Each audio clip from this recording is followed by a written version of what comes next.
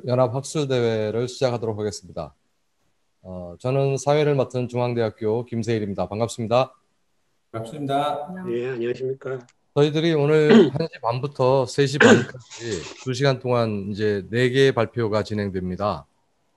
따라서 전체적으로 2개의 발표를 1시간 이내에 완료하고 잠시 휴식 시간 가지고 다시 세 번째, 네 번째 발표를 듣고 3시 반에 이렇게 종결하는 걸로 진행하겠습니다. 첫 번째 발표는 송정수 선생님하고 신혜조 선생님께서 하시고, 그리고 세 번째, 네 번째는 권기배, 양민아 선생님 두 분께서 하시는 거 맞죠? 네. 네. 그러면은 오늘 그 유라시아 지역 내 트랜스컬처와 글로컬리티의 현 주소라는 타이틀로 저희들 세션을 시작하도록 하겠습니다.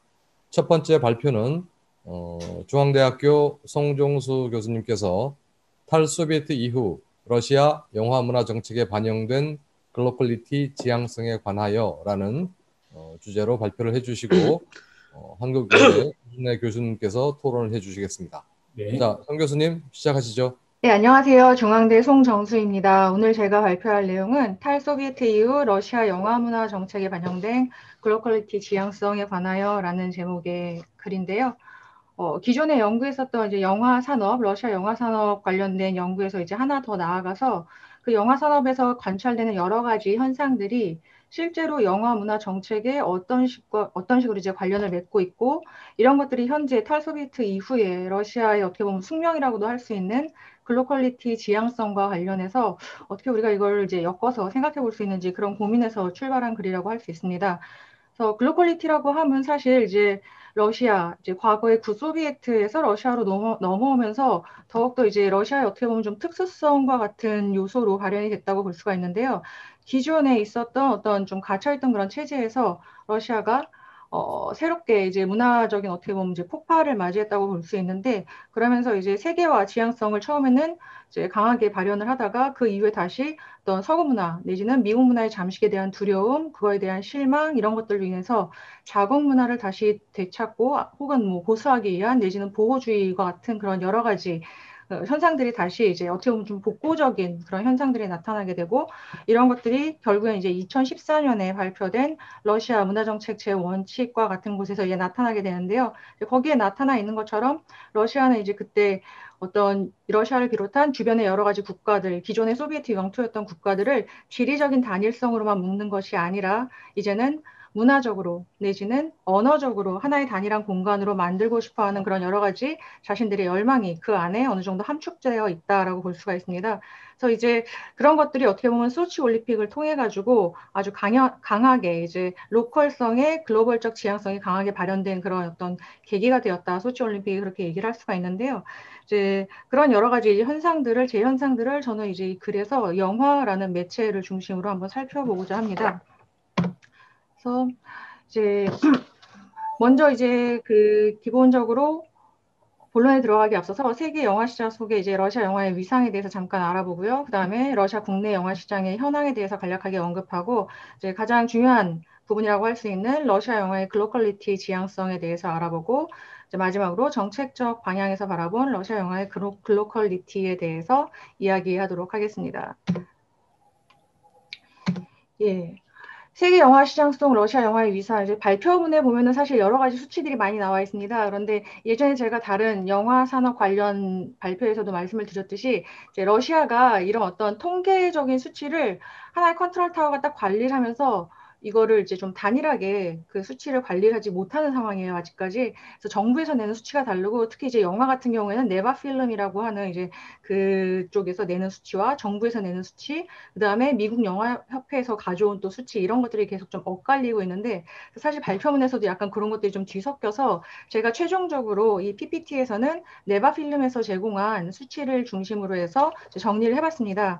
그래서 2013년까지는 어떻게 보면 러시아 영화의 전성기였다라고 할 수 있고, 2008년의 글로벌 위기에도 불구하고 러시아 영화는 계속 탄탄대로를 걸어갔는데, 잘 아시다시피 이제 2014년에 소치올림픽 이후에 우크라이나 사태가 터지면서 여러 가지 경제 상황은 물론이고 이런 문화적인 분야에까지 그런 영향이 미쳐서 2013년과 2014년을 비교했을 때 가장 큰 변화는 바로 여기 나와 있듯이 러시아 영화 시장이 세계 영화 시장 안에서 항상 10위권 안에 들었어요. 2000년도 이후에.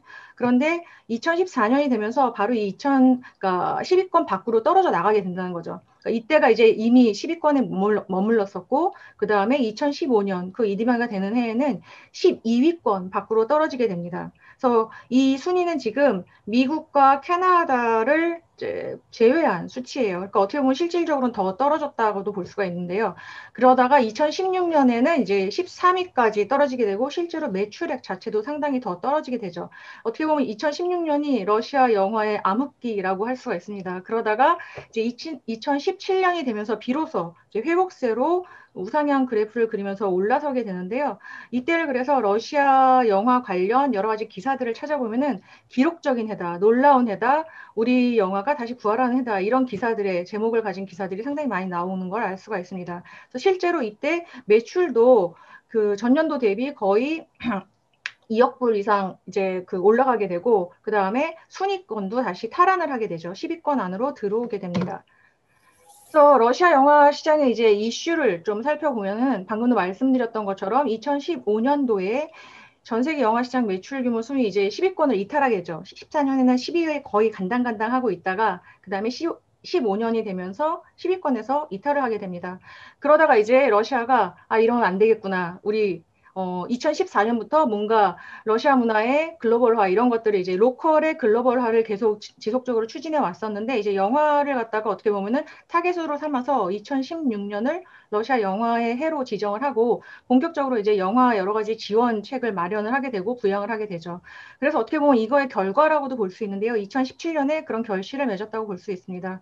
그래서 방금 말씀드린 것처럼 매출도 반등하고 세계 시장 내에서 10위권 안으로도 다시 들어가게 되고 유럽 시장 내에서 무엇보다도 관람객 숫자 1위를 기록하면서 이제 세계 시장 순위로 보면은 이때가 5위예요. 그래서 미국, 뭐 영국 이런 것들에 의해서 그 다음에 이어서 세계 시장 이제 관람객 숫자로 5위까지 올라가는 정말 어떻게 보면 기염을 토한 해이다 이렇게 볼 수가 있죠.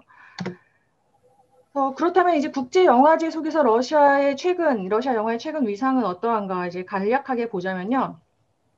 이제 19년만 이제 기준으로 보겠습니다. 이제 너무 많기 때문에 19년을 기준으로 보자면은 일단 닐다라고 하는 그 영화가 칸 영화제에서 비경쟁 부문 주목할 만한 시선의 감독상을 수상했고요. 그 다음에 영화 비평가 연맹상이라고 할 수 있는 피프레시를 또 수상을 했습니다. 그리고 우리가 잘 알고 있는 파벨 룽긴 감독의 형제 같은 경우에도 이제 상하이 영화제에서 최고 각본상을 수상을 했고요. 그 다음에 이제 황소라고 하는 머리스 아코포프라고 하는 신예 감독인데 이 사람 같은 경우에 이제 러시아 내에서 소치에서 매년 개최되는 키노타브르에서 그랑프리를 수상을 하고 그 다음에 체코에서 매년 열리는 카를로비 바리 국제영화제 경쟁 부문에서 또 최고 작품상을 수상을 하게 됩니다. 이 세 가지 영화의 공통점이라면은 다들 전쟁 내지는 전후나 전쟁 당시의 어떤 그런 것들을 묘사하고 있다라고 볼 수 있어요. 그래서 이런 것들이 그냥 러시아만의 이슈가 아니라 전 세계 사람들이 주목할 만한 어떤 이슈가 될 것, 그런 것들에 대해서 이제 어떻게 보면 칸 영화제나 이런 국제 영화제들이 주목을 했다라고 볼 수 있죠. 재밌는 것은 근데 이런 것들이 국내 영화 관객한테는 그렇게 큰 호응은 얻지 못했다는 거죠. 그렇다면 이제 여기에서 우리가 영화 시장의 내적 모순에 대해서 얘기를 할 수밖에 없습니다. 그래서 러시아 영화는 국제 영화 뭐 수상 같은 거에 대해서는 항상 이제 10위권 내 얘네들도 항상 랭크가 되고, 그래서 항상 이렇게 러시아 영화의 예술성에 대해서 전통적으로 인정을 받고 있죠. 그렇지만은 이제 대중성 부분으로 가게 되면은 러시아 영화의 현대 영화 내지는 뭐 기존의 소비에트 시절에 만들어졌던 영화까지도 이제 모두 포함해서 이런 것들이 과연 그러니까 소비에트를 벗어난 혹은 러시아를 벗어난 상황에서 과연 대중성을 가질 수 있는가? 심지어 러시아에서 제작한 국내 영화조차도 최근 몇 년 전까지만 해도 국내 관객들한테까지도 외면을 당했다는 거죠. 그래서 대중성이 확보가 안 됐다는 거예요. 그래서 예술성과 대중성 간의 어떤 괴리감이 있을 수 있고요. 그러니까 예술성과 대중성이 어떻게 보면은 국내 관객한테도 어필을 해줘야 되고 그런 것들이 국내 관객을 넘어서 글로벌적인 어떤 그 공감대를 불러일으켜야 되는데 그런 것들이 어떤 점에서는 뭐 이렇게 계속 균형이 안 맞고 있는 그런 것들을 관찰할 수가 있죠. 그 다음에 또 정책적으로 보자면은 러시아가 자국 보호주의 정책을 상당히 강력하게 드라이브를 걸고 있습니다. 특히 이제 2014년 아까도 말씀드렸듯이 러시아 문화정책 제1칙이 그러니까 발표되면서 그런 것들이 더 강하게 발현이 되고 있는데 그런 것과 또 더불어서 그런 어떤 강한 자국 보호주의를 기반으로 생산된 혹은 성장한 자국의 어떤 문화 내지는 자국의 문화성 이런 것들을 다시 세계화로 이렇게 전이시키려고 하는 그런 노력들이 또 동시에 일어나고 있죠. 어떻게 보면 상당히 모순적인 행위인데 이런 것들이 현재 이제 러시아에서 가장 많이 관찰되는 어쩌면 뭐 러시아뿐만 아니라 어떻게 보면 세계적으로도 계속 이렇게 많이 관찰되는 다양한 특수성이라고 할 수 있는데 특별히 이제 러시아가 그 소비에트를 벗어나면서 그런 것들이 좀 더 다른 나라에 비해서 강하게 발현되고 있다라고도 볼 수 있겠습니다.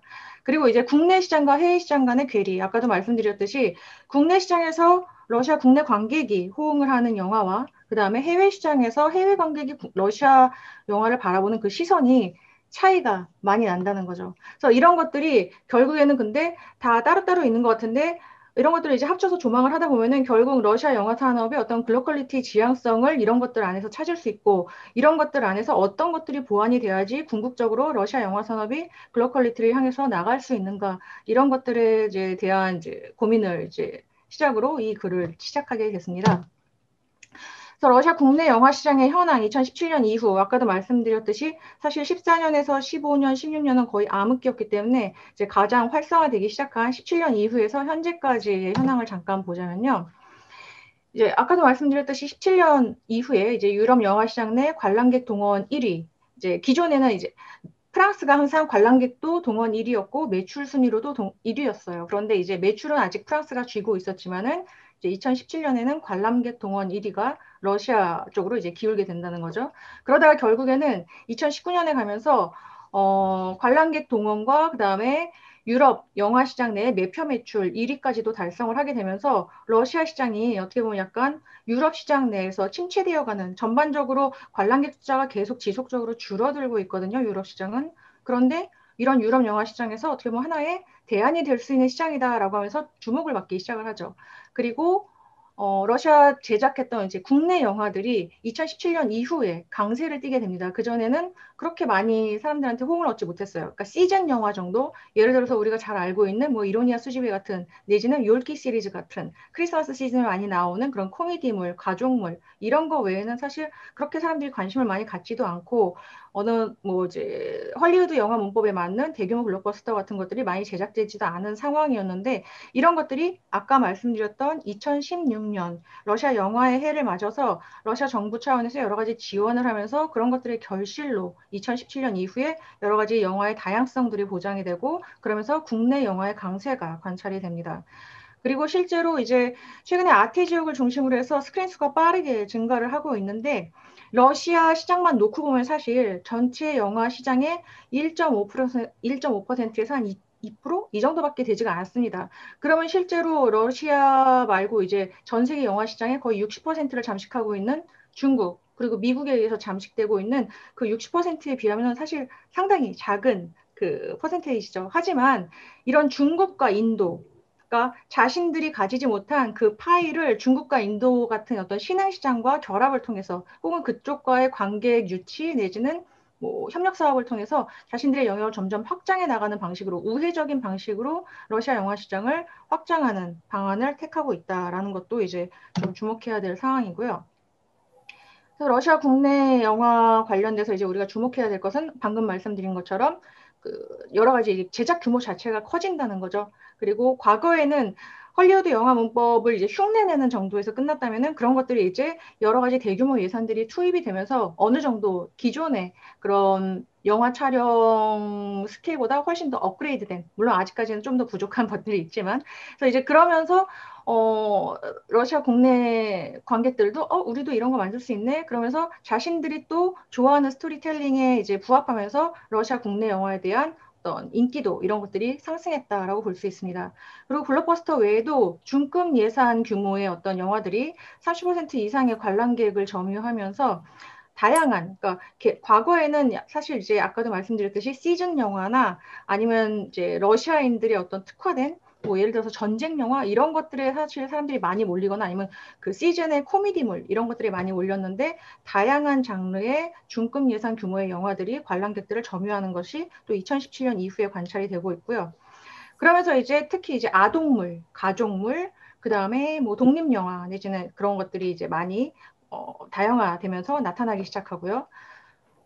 그리고 특히 이제 그 인구 분포 변화를 고려했을 때 2025년 이후에 아동과 청소년층, 그다음에 현재 이제 20세 중반에 해당하는 그 사람들이 결국은 이제 2025년이 되면은 가정을 꾸리고 아동을 데리고 이제 영화관에 나서는 그런 세대가 되거든요. 그럼 이제 그 2025년을 겨냥해서 지금부터 이제 계속 지속적인 수요를 예측해 봤을 때 가장 많이 이제 타겟으로 잡고 영화를 개발해야 될 게 애니메이션 내지는 아동 가족용 영화가 되지 않을까 이런 이제 예측을 좀 해볼 수가 있고요.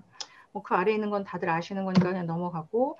그래서 러시아 영화의 글로 퀄리티 지향성에 대해서 이제 간략하게 말씀을 드리자면요. 이제 표로 간략하게 말씀을 드리는 게 좋을 것 같아서 제가 이제 발표문에 들어있는 표보다 조금 더 보완을 했습니다.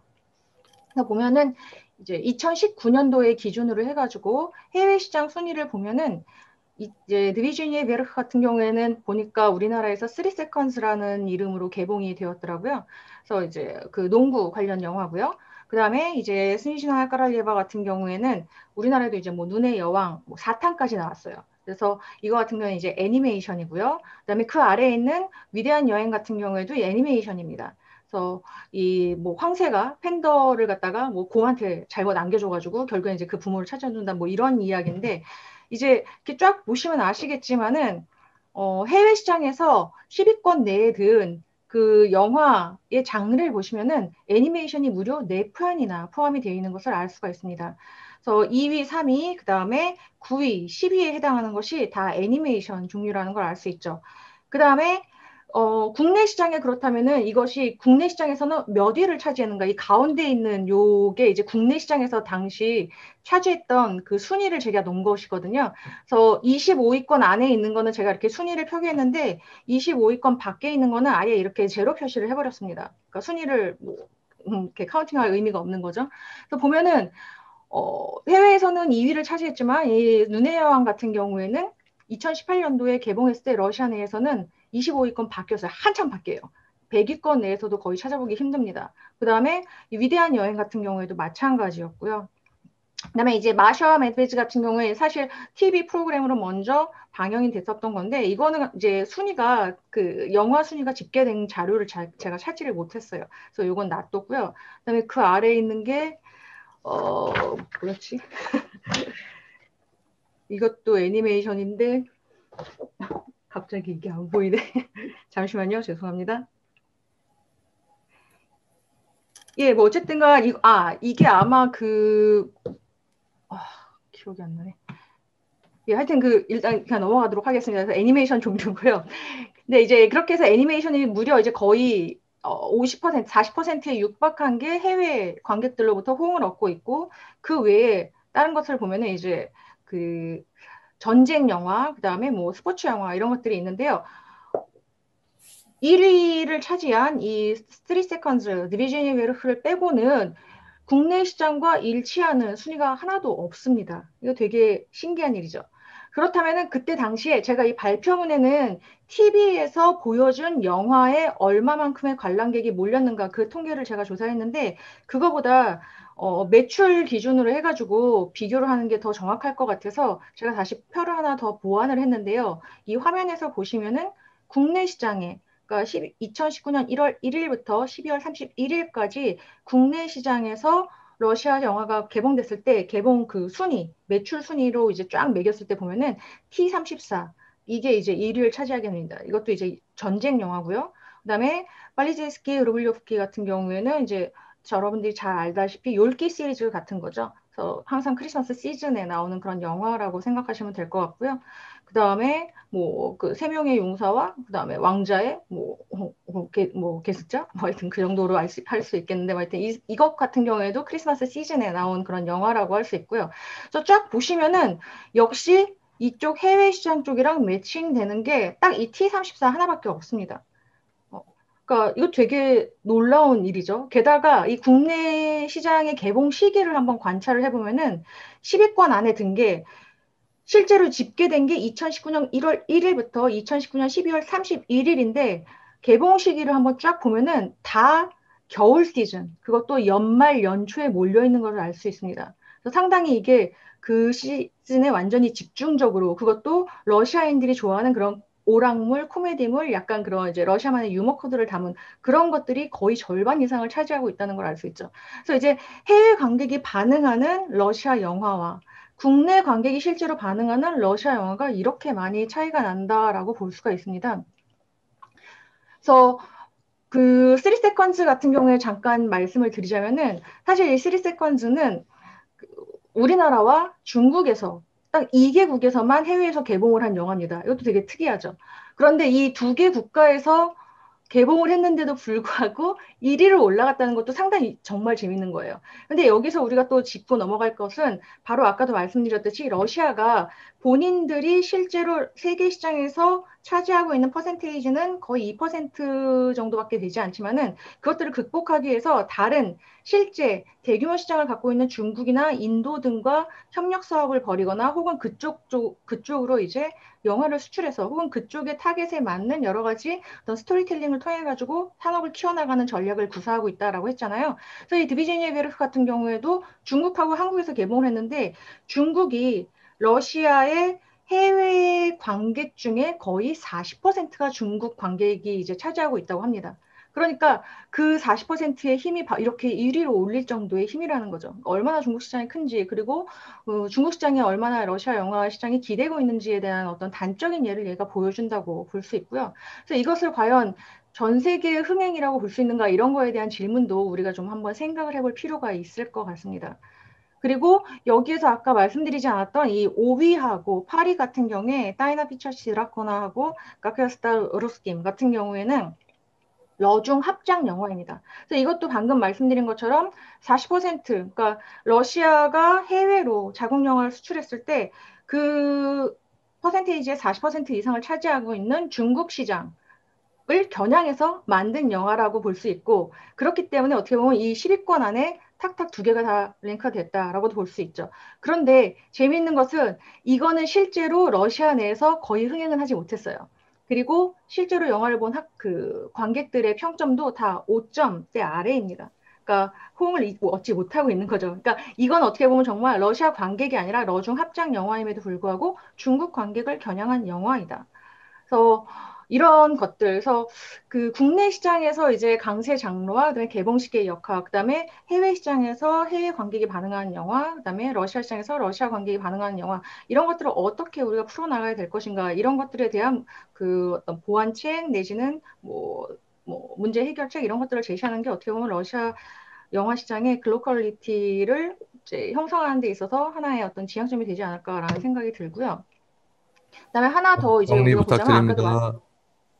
예, 알겠습니다.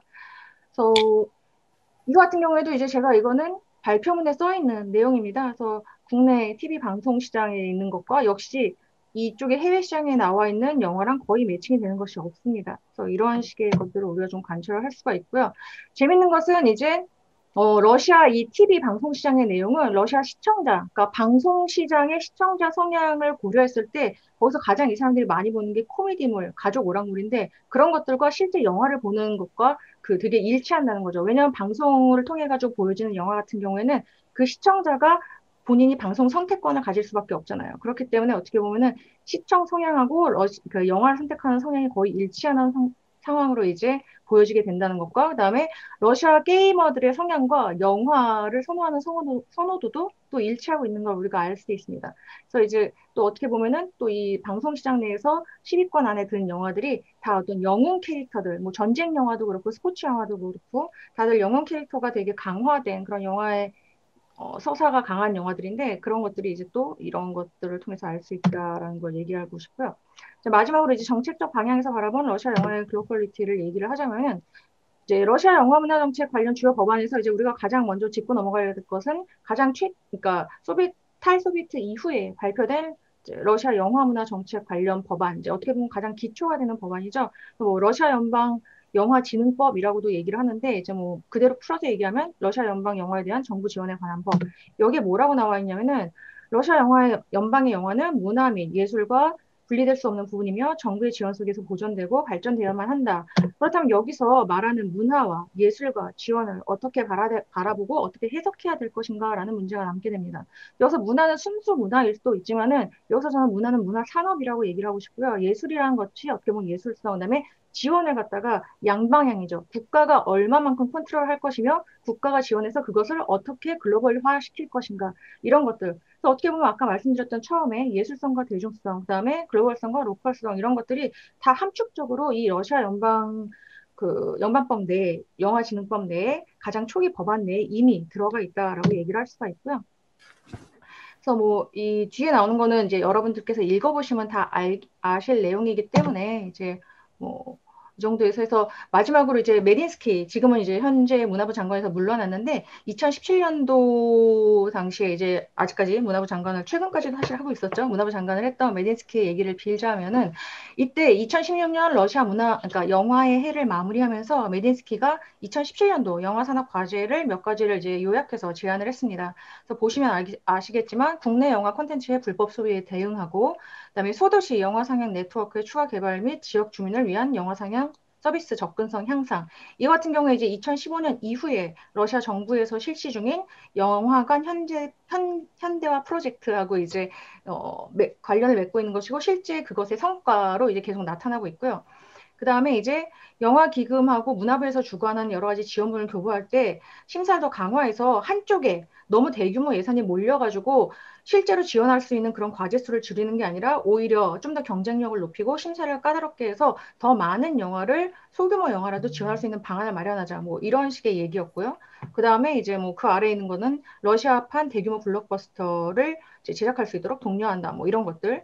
그 다음에 이제 러시아 영화 제작자의 이익을 보호하기 위해서 영화 배급과 관련된 국가 보호주의 정책. 이건 이제 일종의 쿼터제라고 생각을 하시면 됩니다. 사실 이렇게 메딘스키가 제안한 여러 가지 5개 과제 중에서 이 위에 있는 4개는 로컬성과 글로벌성을 동시에 갖고 있다고 볼 수 있어요. 왜냐하면 예를 들어서 뭐 첫 번째 것 같은 경우에도 영화 콘텐츠의 불법 소유에 대응한다는 것은 저작권에 대한 어떤 인식 자체를 새롭게 하면서 러시아 국내 영화 성장의 기반을 닦고 동시에 세계화로 나갈 수 있는 어떤 스탠다드 기준을 마련했다는 점에서 국내 영화, 그러니까 로컬과 글로벌성이 동시에 이제 추구되고 있는 그런 과제라고 볼 수 있고요. 그 아래에 있는 것들도 뭐 다들 이제 로컬성과 그러니까 글로벌성. 어떻게 보면은 로컬을 탄탄하게 한 다음에 그 위에 이제 글로벌성을 뭐 나갈 수 있는 글로벌화 할 수 있는 여러 가지 기반을 마련한다. 뭐 이런 거라고 이제 얘기를 할 수 있을 것 같습니다. 그래서 어떻게 보면 이제 마지막 거 같은 경우에가 국가 보호주의 정책을 강화했다는 점에서 로컬성이 너무 두드러진 게 아닌가라고 할 수 있는데 우리나라 같은 경우도 처음에 스크린 쿼터제를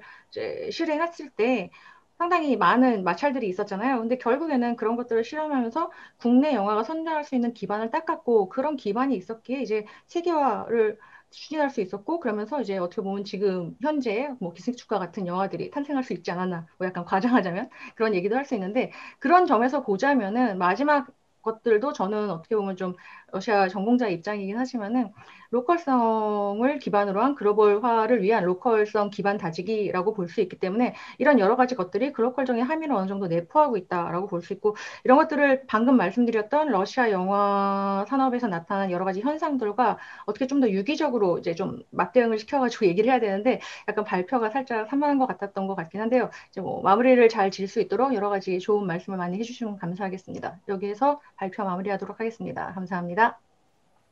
네, 충분히 발표하실 시간을 드리지 못해서 양해해 주시기 바랍니다. 저희들이 제한된 시간에 있기 때문에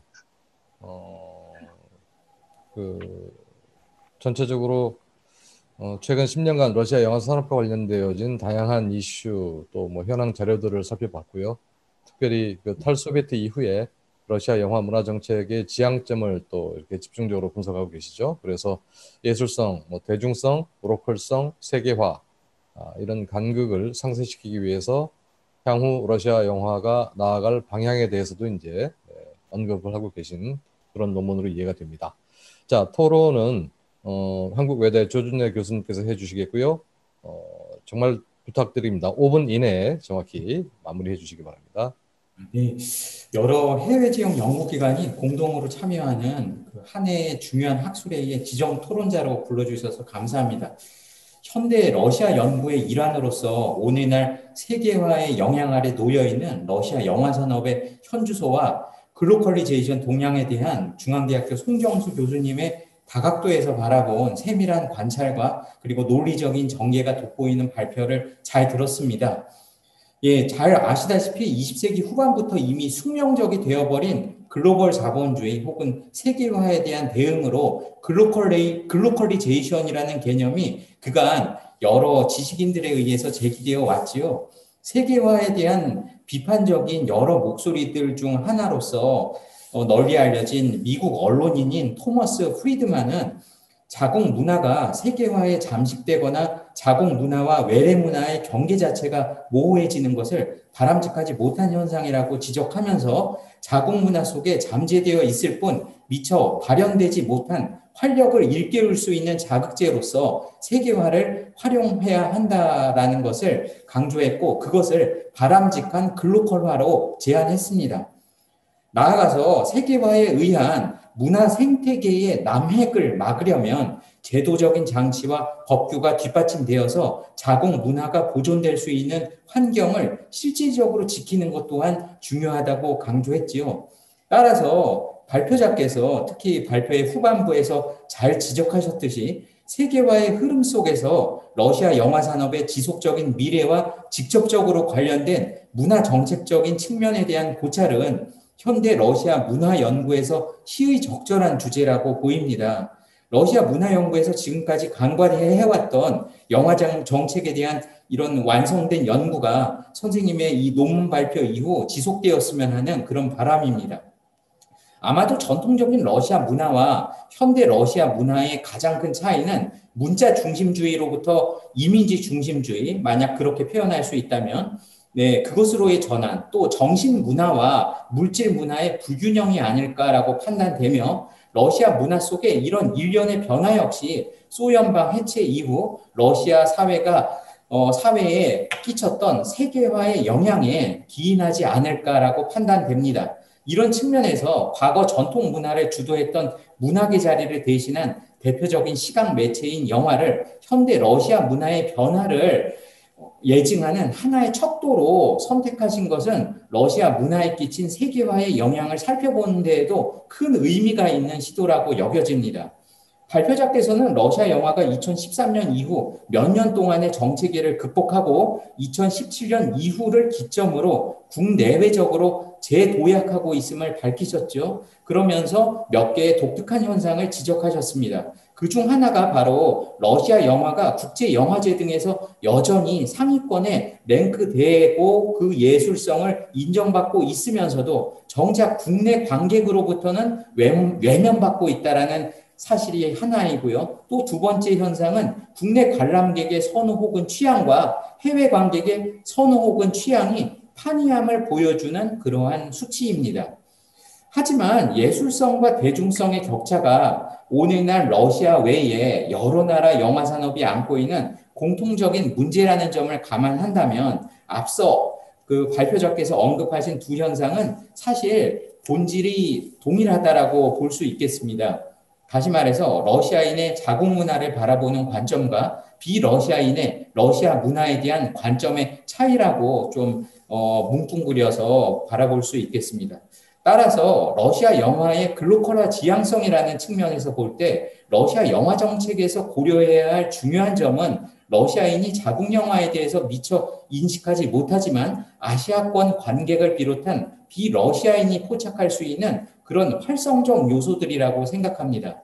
즉 러시아 관객은 지각하지 못하지만 비러시아 문화권의 관객이 러시아 영화에 대해서 투사하는 이러한 그 시선의 잉여, 그 바흐치인의 용어를 쓰면 이즈브이똑 비제니에 이런 시선의 잉여 속에 러시아 영화 산업이 추구해야 할 글로컬리티가 있지 않을까라고 생각합니다. 또 그것이 발표자께서 다각도로 밝히려고 하셨던 러시아적인 특수성이 아닐까라고 생각합니다.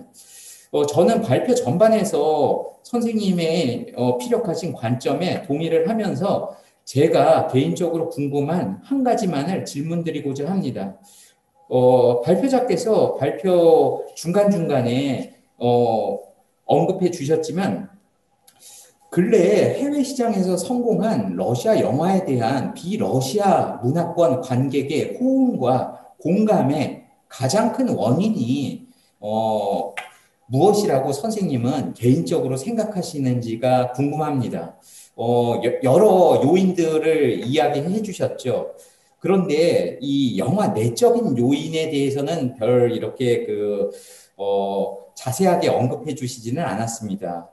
이 스토리텔링이라든지 영화 서사 내적인 측면에서 한두 작품의 사례를 예시로 들어서 설명해 주시면 감사하겠습니다. 발표 잘 들었습니다. 죄송하지만 사회자의 직권으로 말씀을 드리겠습니다. 1분 내에 답변 부탁드립니다.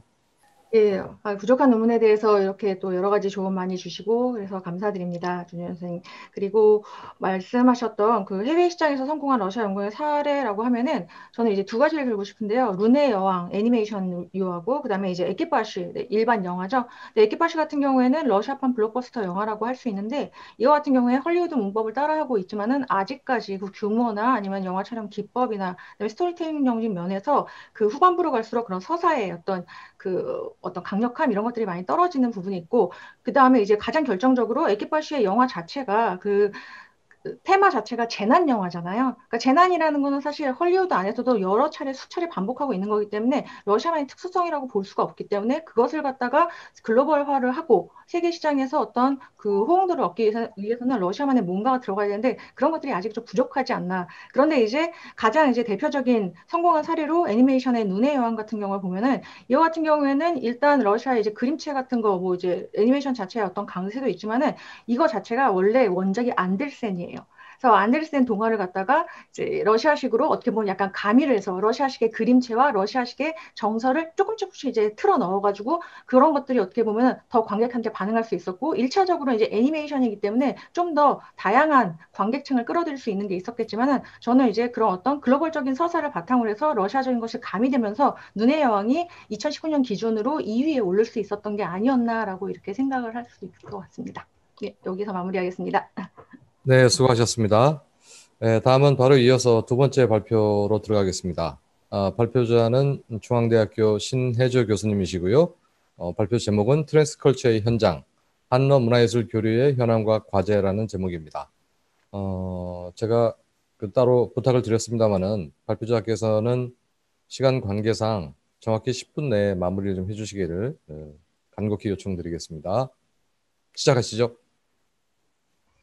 안녕하세요. 신혜조입니다. 제가 오늘 발표할 주제는 트랜스컬처의 현장 한러 문화예술 교류의 현황과 과제라는 제목이고요.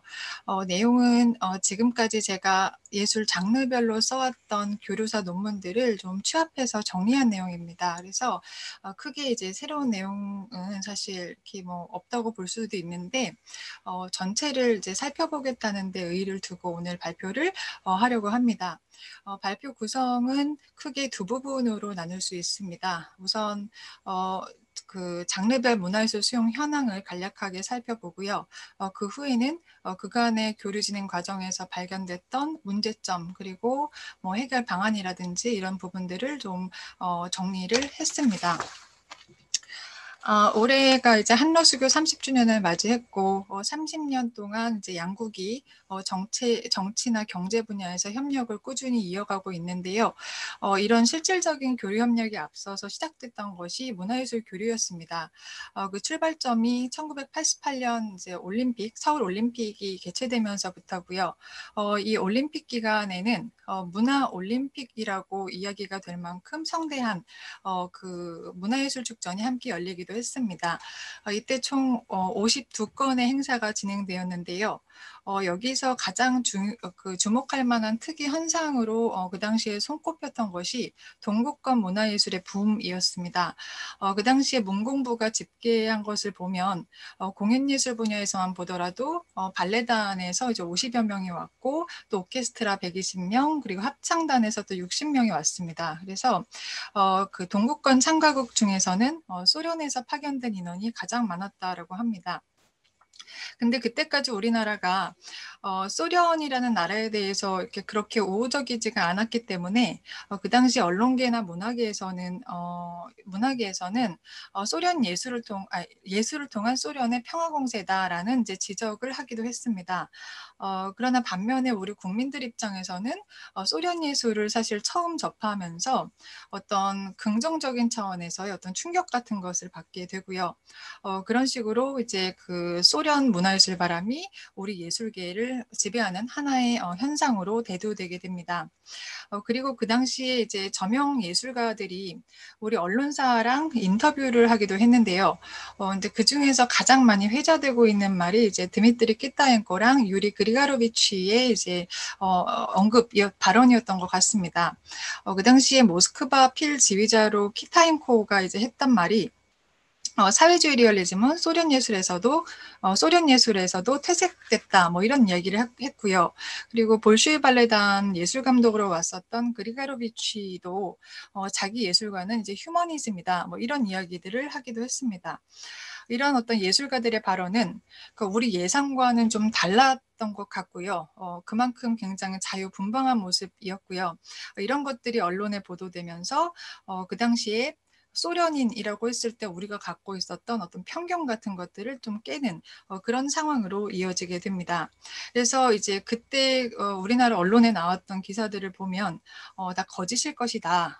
뭐 이렇게 그 국가 이미지를 개선하기 위한 어떤 의도적인 발언들이다. 뭐 이런 이야기들이 이제 있기도 했는데 어쨌든 이게 진실이든 아니든 간에 국내 문화계의 어떤 충격적인 하나의 사건으로 이 소련 예술이 등장했던 것 같기는 이제 합니다.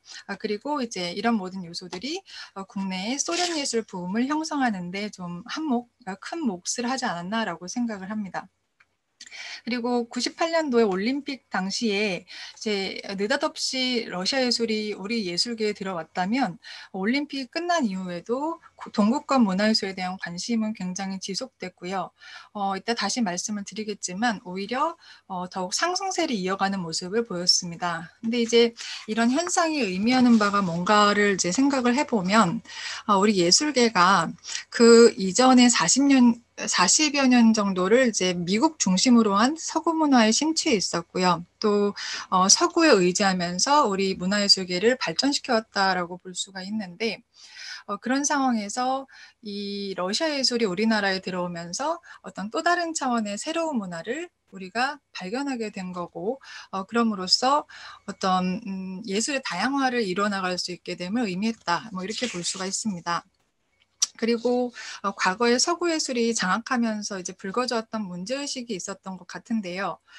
뭔가 하면 예술이 급속도로 상업화되고 있다라는 문제였던 것 같습니다.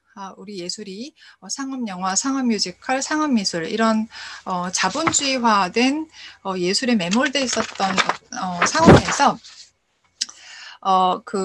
그때 들어온 러시아 예술은 대체로 이제 정통 클래식이었기 때문에 우리 대중들한테는 소련 예술이라는 것이 어떤 자본주의에 물든 예술이 아니라 어떤 정통 클래식, 순수 예술의 진수로 이제 다가왔을 것이라고 이제 생각이 됩니다.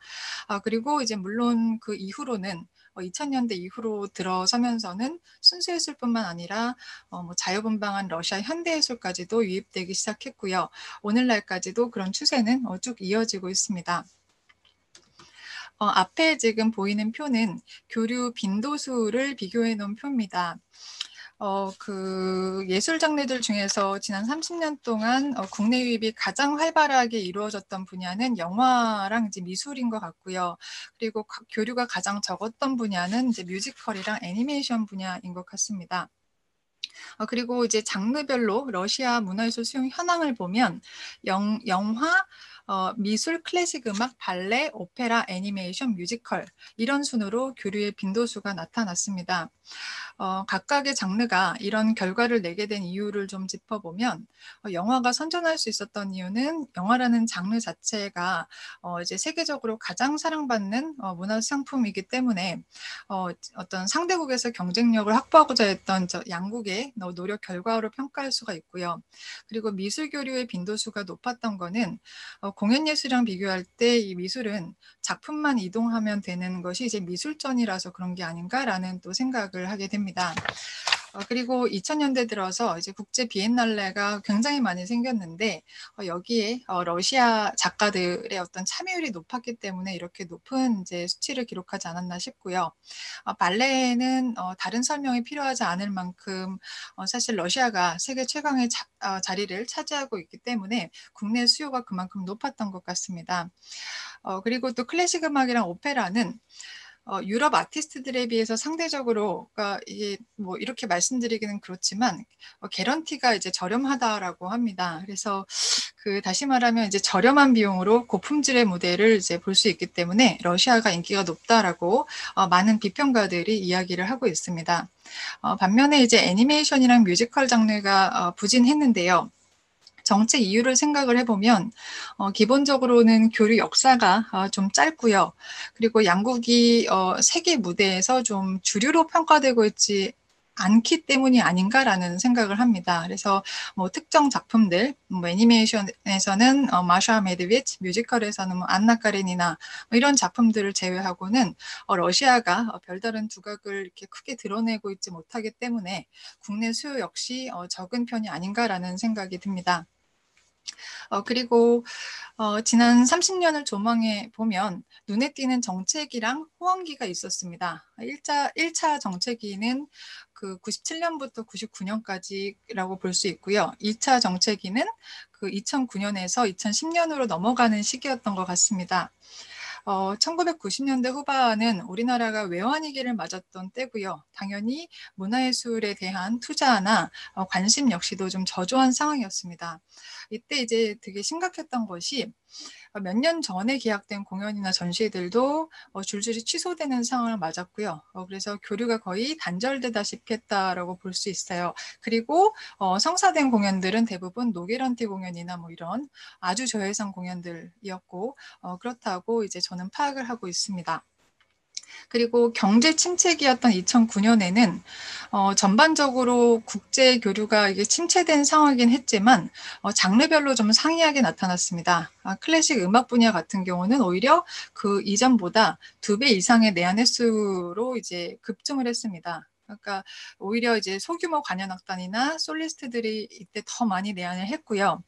근데 이유가 뭔가 하면 그 당시에 경제적인 문제 때문에 그 유럽의 어떤 공연들이 대규모 공연들이 취소되면서 비교적 저렴한 비용으로 초청할 수 있었던 러시아 단체들로 많이 대체가 됐다고 합니다. 그래서 수치상으로는 과거보다 2배가 넘는 교류 성과를 이 시기에 이뤄냈다, 네, 이렇게 볼 수가 있습니다. 그리고 호황기는 장르별 기념연간이랑 한라수교 기념연간이 있습니다. 그 대표적인 장르별 기념연간을 앞에 써놨는데요. 각 분야를 대표하는 예술가들의 탄생 기념연간이나 사후 기념연간에는 해당 장르의 교류가 평소보다 이게 빈번하게 이루어졌습니다. 그 중에서 이제 체홉 사망 100주기나 뭐 탄생 150주년 이때는 이제 어마어마한 그 연극계 행사들이 있었고요. 또 그 작년에는 러시아 영화 100주년을 맞아서 한국이랑 교류 행사가 또 진행되기도 했습니다. 그 뉴스에서 본 바로는 그 홍상우 선생님께서 모스크바에 직접 가셔서 뭐 토론도 하시고 영화제에도 참석하시고 했다라고 이제 제가 또 보기도 했습니다. 예, 그리고 한러수교 기념연간은 당연히 5년마다 이렇게 다양한 행사들이 개최되고 있고요.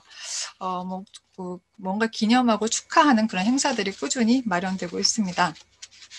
그리고 지난 30년의 성과를 이렇게 정리를 간략하게 하면서 문제점들과 개선 사항들을 좀 봤는데요. 우선 국내 러시아 수용의 측면에서 발견되는 문제점부터 좀 말씀을 드리면 우리 관심이 너무 특정 작품에만 편중되어 있다라는 생각을 했습니다. 가령 러시아 발레단이 오면 볼쇼이 발레단이든 마린스키 발레단이든 뭐 노보시비르스크든 예카제린부르크든 다 이제 백조의 호수를 공연합니다. 저는 개인적으로 지젤이랑 뭐 돈키호테를 굉장히 좋아하는데 이런 작품들을 볼 기회는 사실은 거의 없는 것 같아서 개인적인 이런 어떤 바람을 좀 말씀을 드렸고요. 그리고 또 연극 분야를 가면 단연 이제 체홉이 독보적인 위치를 차지하고 있습니다. 그리고 샤갈이랑 칸딘스키가 이제 회화 분야에서는 또 독보적으로 소개가 되고 있는데 특히 이제 이 부분은 좀 문제가 있지 않나라는 생각도 개인적으로 하는데요. 이 화가들, 뭐 샤갈이나 칸딘스키가 러시아 사람임에도 불구하고 유럽전을 통해서 많이 소개가 되고 있다는 사실을 좀 확인할 수 있었습니다. 근데 샤갈이나 칸딘스키의 인지도가 이게 결국은 한러 교류의 어떤 성과나 결과라고 이렇게 볼 수 있는 것이 아니라 그 유럽에서 활동했던 예술가들이라는 이유로 이렇게 많이 활발하게 이제 교류 사업 같은 것들이 진행되지 않나 해서 좀 그 부분은 아쉬운 부분이 아닐까라고 생각을 합니다. 그래서 러시아 예술의 어떤 레퍼토리 확장이나 뭐 대중화를 위해서 우리가 좀 더 노력을 해야 하지 않나 하고요. 이 부분은 또 예술계의 어떤 자성 의식도 필요하지만 뭐 학계나 뭐 이런 부분에서도 다 이제 노력을 같이 해야 된다라고 생각을 합니다. 그리고 이제 합작이나 협업이 중요하다라고 써놓았는데 이것도 사실 잘 이루어지고 있지 않은 것 같습니다. 대표적인 사례가 이제 이렇게 써 있는데 이렇게 뭐 그 한예종, 뭐 소콜로프 이런 식으로 앞에 제가 써놨는데요. 이런 합작이나 협업이 우리 예술계 발전에서 나름의 큰 성과를 좀 거두고 있는 것 같습니다. 그래서 이런 노력들도 좀 지속할 필요가 있다라고 생각을 합니다. 그리고 방금 제가 국내 수용의 문제에 대한 이야기를 말씀을 드렸다면 이제는 한국과 러시아 간의 교류 문제를 좀 말씀드리겠습니다. 가장 심각한 문제가 이제 불균형성의 문제인 것 같아요. 지난 30년 동안 러시아 발레단이 전막 발레라고 해서 3시간가량 되는 분량의 어떤 큰 공연들을 이제 40회 이상 기록하는 동안에 우리 발레단이 러시아에서 공연한 횟수는 9번밖에 되지 않습니다. 그리고 러시아 오페라단이 16번의 공연을 하는 동안 우리 오페라단이 가서 공연한 건 한 6번밖에 되지를 않는다고 저는 알고 있습니다. 클래식 음악도 마찬가지로 뭐 이런 식인데 이제 클래식 음악 분야에서는 사실은 유학을 했던 음악가들이 현지 공연을 그냥 하거나 아니면 뭐 조수미라든지 조성진 같은 우리나라 그 클래식 스타들이 협연을 하거나 뭐 이런 경우를 제외하고는 거의 없다라고 볼 수가 있습니다. 그래서 굉장히 교류의 불균형성 문제가 심각하다라고 볼 수 있는데요. 그래서 이제 이걸 어떻게 개선할 수 있을까라는 거 생각을 했을 때, 뭐 딱히 제가 이렇게 뭐 대책을 말씀드리는 건 좀 어렵지만, 근데 이제 이게 이제 결국은 그 러시아인들로 하여금 어떻게 우리 예술에 우리 예술에 대한 흥미를 유발시킬 것인가 하는 문제랑 이게 다르지가 않다라고 이게 보이는데요.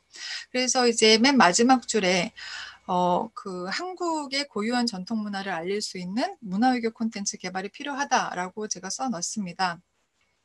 실제로 이제 공연 사례들을 볼 때 국립발레단이 러시아에 가서 공연한 횟수가 9번이라고 말씀드렸지만 그 중에 6번이 백수의 호수, 스파르타쿠스, 로미오와 줄리엣 이런 이제 고전 발레였습니다. 그리고 오페라의 경우에도 우리나라 성악가들이 뭐 갈라 콘서트 같은 데 가서 그 노래를 불렀던 곡들이 이고르공, 카르멘, 라트라비아타 이런 이제 러시아나 유럽 곡들이었다고 전 확인을 했습니다. 근데 이렇게 봤을 때 뭐 입장을 바꿔서 생각해 보면 러시아 사람들한테 그 무대가 과연 이제 흥미로웠을까라는 생각이 들기도 하고요. 개인적으로는 또 러시아 발레를 러시아에 가서 공연하는 거는 사실 훌륭한 전략이 아니지 않나라는 또 생각도 해보게 됩니다. 그러면 이제 러시아에서 가장 긍정적인 평가를 받은 작품이 뭔가를 좀 찾아봤는데요. 앞에 보시면 이제 발레는 심청, 오페라는 이순신이 가장 인기를 끌었고요. 연극은 그 어머니라고 이제 그뭐 고리끼 작품이 아니라 그 왜 손숙 씨가 했던 공연이 있습니다. 그 작품이 이렇게 호평을 받았습니다. 그리고 해외에서도 최근 들어서는 민화가 이제 나름대로 인기를 얻고 있습니다. 그래서 이런 식으로 나름대로 성공을 거뒀던 작품들을 볼 때 한국적 정서를 담아낸 작품들이 러시아 사람들한테는 흥미로운 예술일 수 있지 않을까라고 생각이 들고요. 그리고 이제 그때 비로소 우리 예술이 문화외교의 자원으로서 기능을 할 수 있지 않을까라는 생각을 합니다. 예, 그리고 마지막으로 교류의 비지속성 문제, 그러니까 단발성의 문제를 이제 발견할 수가 있었습니다. 그 한러 문화교류는 이제 크게 세 가지로 유형화되는 것 같습니다. 첫 번째가 국가 행사로서의 교류고요. 그다음 두 번째가 상업적인 이익 창출을 위한 교류입니다. 그리고 세 번째는 개인이나 단체 간의 우호 교류, 이렇게 이제 유형화되는데요. 한국과 러시아가 사실은 이 세 가지 유형에서 모두 지속적인 교류를 이제 이어오고 있지는 못한 것 같습니다. 아까 말씀드렸던 수교 행사나 예술가들의 기념연간 행사는 원래 이제 단발성에 그칠 수밖에 없는 한계를 이제 기본적으로 갖고 있고요. 또 개별 단체들의 어떤 우호 교류의 경우에는 재정이나 정책적인 난관에 부딪혀서 좀 좌절되는 경우가 허다합니다. 대표적으로 대구미술협회랑 페체르부르크 미술협회가 어떤 그런 사례들을 좀 겪었는데요. 대부분 이렇게 단발성 이벤트에 그치다 보니까 사실 우리나라에 대한 러시아의 인식은 LG의 나라, 삼성의 나라로 이렇게 인식되고 있는 것 같습니다. 실제로 우리 문화에 대한 이해, 제대로 된 이해 이런 것들은 아직 좀 부족한 것이 아닌가 싶습니다. 그렇다면 이제 이 부분을 어떻게 개선할 수 있을까라는 고민 끝에 물론 이제 재정적 지원이나 정책적 지원이나 우리 예술계의 노력, 학계의 노력 이런 것들이 다 필요하겠지만 다른 한편으로는 좀 이제 유통망 같은 문제로 접근해 볼 필요도 있다라고 봅니다. 이제까지 우리가 러시아랑 소통해왔던 방식이 이제 전통적인 유통 방법이라고 본다면 다시 말하면 이제 예술가가 현지에 가서 체류를 하고 또 공연을 하고 미술 같은 경우는 작품을 직접 현지로 보내서 전시회를 열고 이런 방식이었다면 오늘날에는 이제 디지털 시대에 걸맞는 어떤 획기적인 유통망의 변화를 모색하는 것이 필요하다라고 이제 생각이 듭니다. 이제 BTS나 싸이 같은 이제 사례를 보더라도요. 그 전통적인 공급 방식을 갖는 이제 한계들, 공간적 제약, 시간적 제약, 이런 이제 한계들을 해결하는 게 이제 굉장히 중요해 보이고요. 그래서 유튜브를 활용한다거나 방송사들 간의 협력 방법을 모색한다거나 또 공연예술 같은 경우는 이제 매트 오페라 같은 데서 하고 있는 방식이 또 그 공연 실황을 녹화해서 영화관에서 상영한다든가 이런 이제 여러 가지 유통과 공급 방법의 문제를 좀 고민해 봐야 하지 않나라는 생각이 듭니다. 정리를 하자면 우리가 지난 30년간 꾸준히 수용적 태도에만 머물고 있는 현실은 개선해야 될 부분이었습니다. 교류라는 어휘가 쌍방향의 이동성과 상호성이 전제되어야 함을 고려한다면 지난 30년의 교류는 온전한 교류의 모습이 아니었을지도 모릅니다. 이와 같은 문화 역주현상에 대한 해결 방법으로는 첫째, 그들의 것을 우리의 방식으로 보여주기보다는 우리의 것을 그들의 방식으로 보여주는 것. 둘째, 전통적인 예술 공급 방식의 한계, 즉 공간적 제약과 시간적 제약을 해결하기 위한 방법을 모색하는 것을 제시했습니다. 이런 문제들이 개선 보완될 때 우리 예술은 러시아에서 한러 양국의 우정을 알리기 위한 일회성 이벤트가 아닌 지속적이고 실체적인 교류로 이어질 수 있을 것이라고 생각합니다. 제 발표는 여기까지입니다. 감사합니다. 네, 수고하셨습니다. 그러면은 발표에 대해서 한국외대 이지연 교수님께서 토론을 해주시겠습니다. 시간 보시면 아시겠지만 이미 30분이 다 되었습니다. 그래서 한 2, 3분 이내로 간단하게 좀 정리를 해주시길 또 부탁드리겠습니다. 네, 저 온라인에서라도 이렇게 뵐 수 있어서 너무 좋고요. 불러주셔서 감사합니다. 저는 우선 이 글은 저도 사실 조준래 선생님처럼 한번 또박또박 읽어보려고 썼는데 빨리 하라고 하셔가지고 그냥 듬성듬성 한번 읽어보겠습니다. 이게 우선 30년을 전체적으로 조망하고 때로는 개량화하고 그 문제점과 해법을 구체적으로 제시하고 있다는데 이 글에 장점이 있다라고 생각을 합니다. 특히 발표자가 그간 영화나 미술, 발레, 클래식 음악, 뮤지컬 등 장르 각각에서 지금까지 이루어져 온 한러 교류의 역사와 현황 문제점을 다루는 일련의 논문들을 발표해왔고 이 글은 바로 그런 연구 성과를 바탕으로 해서 문화예술 교류 전반을 정리하는 것이기 때문에 그만큼 구체적인 정보와 분석 위에서 현상을 전체적으로 조망하고 있어서 이 글이 더 정확하고 깊이 있는 그런 진단이 가능했다고 생각합니다. 사실 이런 교류사 연구가 상당히 힘듭니다. 이게 일종의 역사 쓰기이고 진짜 많은 그 산재한 자료들을 수집하고 분류하고 정리하는 작업을 거쳐서 관점까지 만들어서 논문으로 만들어가는 과정은 정말 많은 시간과 노력을 필요로 한다고 생각합니다.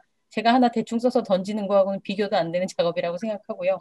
이런 작업을 지금 꾸준히 해오신 거에 대해서 이게 정말 가장 필요한 작업인 것 같고 여기에 대해서 수고하셨다. 진짜 노력에 대해서 존경한다. 이런 말씀을 선생님들뿐 아니라 이 연구 사업단에서 같이 작업해오신 선생님들한테 함께 그런 말씀 드립니다. 이 글은 아마 그런 책을 쓴다면 그 책에 대한 서론이나 아니면 후기처럼 그 지난 30년간의 문화교류사 전체에 대한 개괄적인 소개가 될 수 있을 것이라고 생각합니다.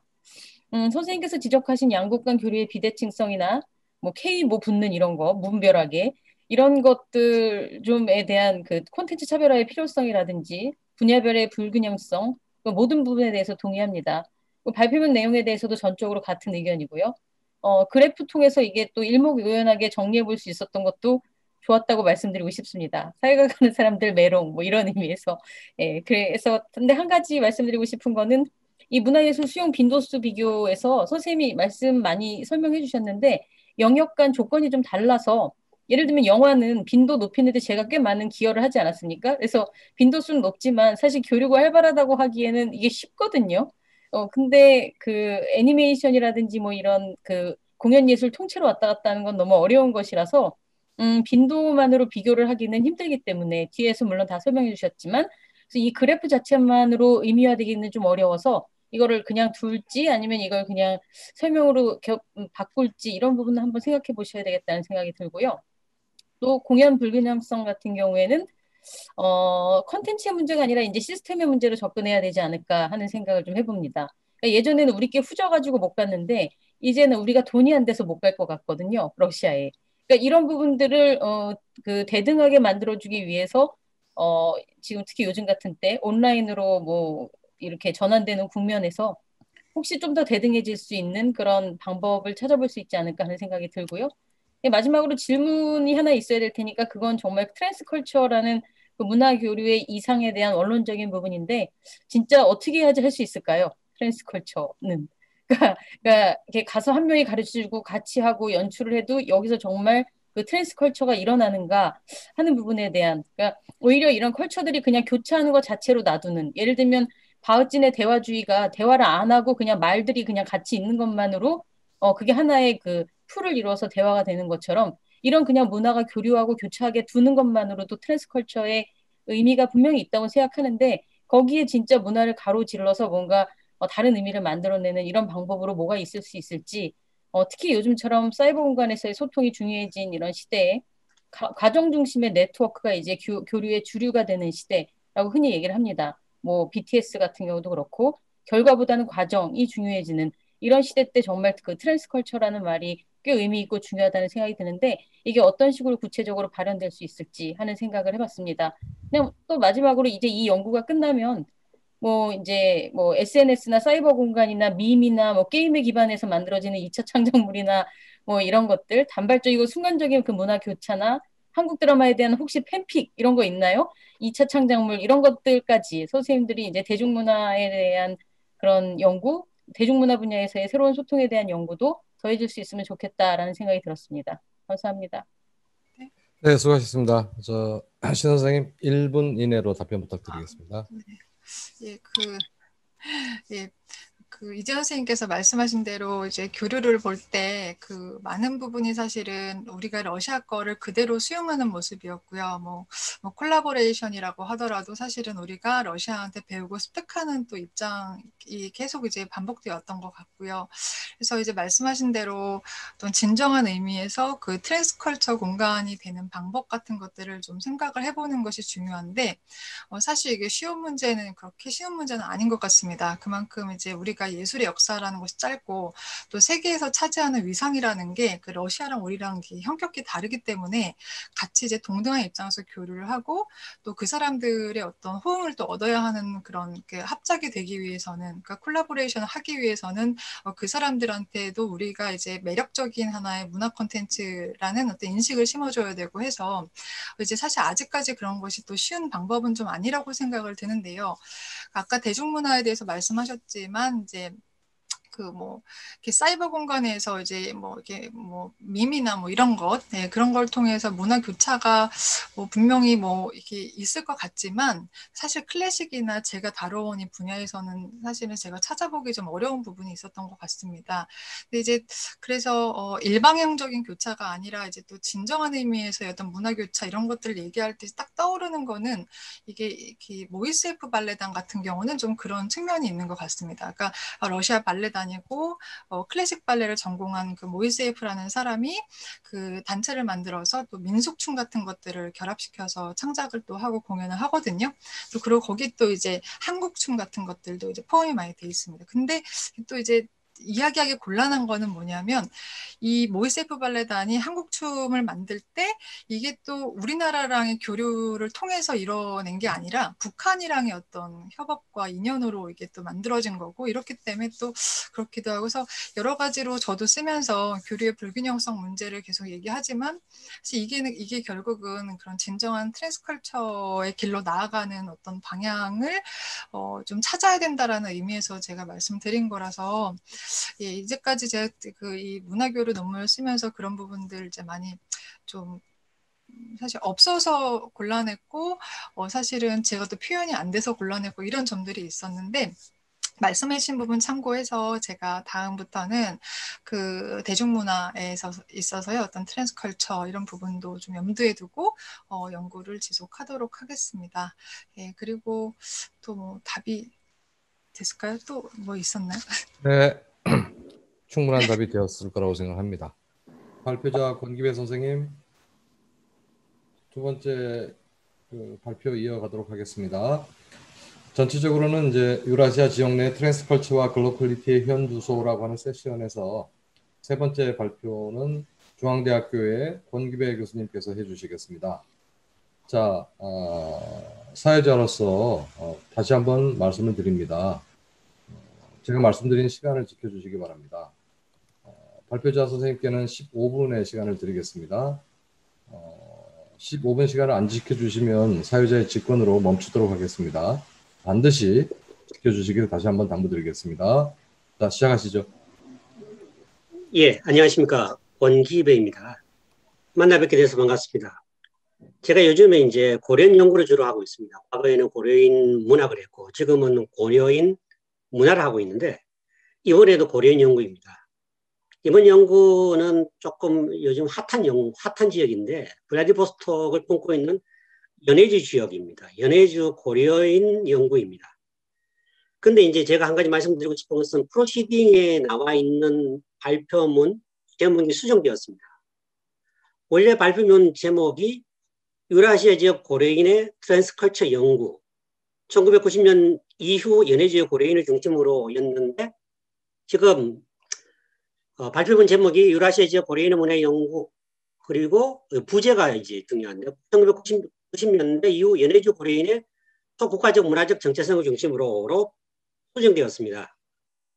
이렇게 수정된 이유는 지금 우리 연구소의 아젠다와 연관성을 고려를 했고, 그리고 발표문 내용을 보니까 약간 요즘 이제 문화라는 단어, 지금도 트랜스컬처라는 용어가 나왔지만 문화 접변, 제가 저 접변을 자주 쓰는데 이제 문화 교차, 문화 교류. 근데 결국은 제가 이제 고려인 연구를 한 4-5편 정도 논문을 쓰면서 느끼는 것은 고려인들이 지금 가지고 있는 자신들만의 원래 한인 문화였는데 지금 가지고 있는 선생님 죄송한데요. 이 얘기 계속 하시다가 논문 내용 전혀 얘기 못 하실 상황이 되실 수 있습니다. 예, 알겠습니다. 죄송하지만 바로 논문 내용으로 들어가시죠. 그 부분은 다른 분들도 다 이해하실 거라고 생각합니다. 예, 국가가 이게 고려인이 가지고 있는 것이 한 가지 특성이 있는데 그 총괄적인 특성을 가지고 있어서 제가 부제를 그렇게 했습니다. 자, 보시면 이제 아시다시피 이제 극동 그중에서 연해주는 1863년에 최초 탈주 조선인들이 정착한 지역인데, 다시 말하면 1863년에 조선으로부터의 목숨을 담보로 해서 불법 월경한 그 이후에 초기 디아스포라 고려인의 삶의 터전이 연해주였습니다. 그 다음에 이제 대규모로 이주를 했고, 그래서 고려인의 정신적 원천이면서 역사적 고향이 연해주입니다. 근데 연해주에서 태동된 고려인 디아스포라가 크게 두 시기로 구분됩니다. 첫 번째 시기는 1863년부터 1937년, 그리고 두 번째 시기는 1990년부터 현재까지입니다. 이 연구는 이 두 번째 시기 고려인의 두 번째 시기에 일어난 연해주 고려인들의 다문화적인 요소, 그러니까 결국 다른 말로 하면 초국가적 정체성을 연구하고 있는 것이고, 내용과 특징을 고찰하고 있습니다. 그런데 이 논문의 연구 방법은 그러니까 결국 조선을 탈주해서 초기 디아스포라, 초기 연해주 시절, 중앙아시아 시절, 이렇게 이제 러시아와 중앙아시아에서 디아스포라 삶을 지속하면서 나중에 연해주로 다시 재이주를 해서 150년 동안 그동안 이제 삶의 경험, 역사, 정치적 상황, 문화적 접근을 가지고 이룩했던 초국가적 정체성, 그래서 자신만의 독특한 정체성을 이룬 연해주 고려인의 문화인데, 그 문화 중에서 보니까 음식 문화와 명절 문화의 초국가적 특성이 가장 많이 들어있어서 제가 그것을 분석하는 것입니다. 자, 우선 본론은 크게 두 가지로 되어 있습니다. 첫 번째는 이제 제가 지금 프로시딩에 있는 논문이 많이 바뀌었습니다. 그래서 이제 본론은 두 가지인데, 첫 번째는 연해주 디아스포라 역사를 다루고 있습니다. 근데 이것은 왜 다루겠냐? 보통 보면은 이제 바로 이제 제2주에서 연해주 고려인들의 문화적 특성을 이야기하면 되는데, 왜냐하면은 연해주 고려인들이 제2주를 해서 지금 정착해서 살고 있는 지가 한 30년 됐는데, 물론 그 전에 이제 참 재밌는 것은 뭐냐 하면 강제이주 당할 때 러시아 여성과 결혼했거나 러시아 남성과 결혼했는 사람들 강제이주 당하지 않았습니다. 결국은 조금 소수의 인원이 남아있음에도 불구하고 1990년 이후에 이제 본격적으로 제2주가 됐는데, 그 제2주 와서 갑자기 연해주의 고려인들의 문화가 생겨난 것이 아니고 그 이전부터 생겨났기 때문에 고려인만의 독특한 문화가, 그래서 역사를 살펴볼 필요가 있다. 그래서 이제 논문에 보면 초기 고려인 디아스포라, 1900년대 고려인 문화, 그리고 강제주 시기의 뭐 역사를 제가 이제 적고 있습니다. 시작강에서 이건 넘어가고, 중요한 것은 제가 말씀드렸다시피 이제 논문에서 가장 중요한 것은 제2주가 중요하기 때문에 거기에 대해서 말씀 먼저 드리겠습니다. 여기 첫 번째, 두 번째, 세 번째 그냥 넘어가도록 하겠습니다. 제2주 시기에 제2주가 왜 이루어졌냐, 이게 상당히 중요합니다. 왜냐하면 제2주 시기에 1990년대 돌아와서 이제 연해주의 고려인 공동체에 이전부터 이제 1937년 강제 이주 당한 이후에 고려인이 다 사라진 것은 아닙니다. 어느 정도 남아 있었고, 그리고 1950년대, 뭐 60년대 조금씩 고려인이 연해주로 돌아오고 있었고, 고려인들이 이제 계속해서 제2주되고 있었고, 특히나 처음부터 고려인은 아니었지만 북한의 노동자들, 이런 사람들, 그 중국에서 넘어간 사람들, 이렇게 이제 고려인 공동체에 합류를 했는데 1990년대에 유의미한 변화가 일어났습니다. 중앙아시아로부터 본격적으로 제주가 시작된 겁니다. 근데 원래 여러분 트라우마가 있으면 사람들이 극복하기 힘들지 않습니까?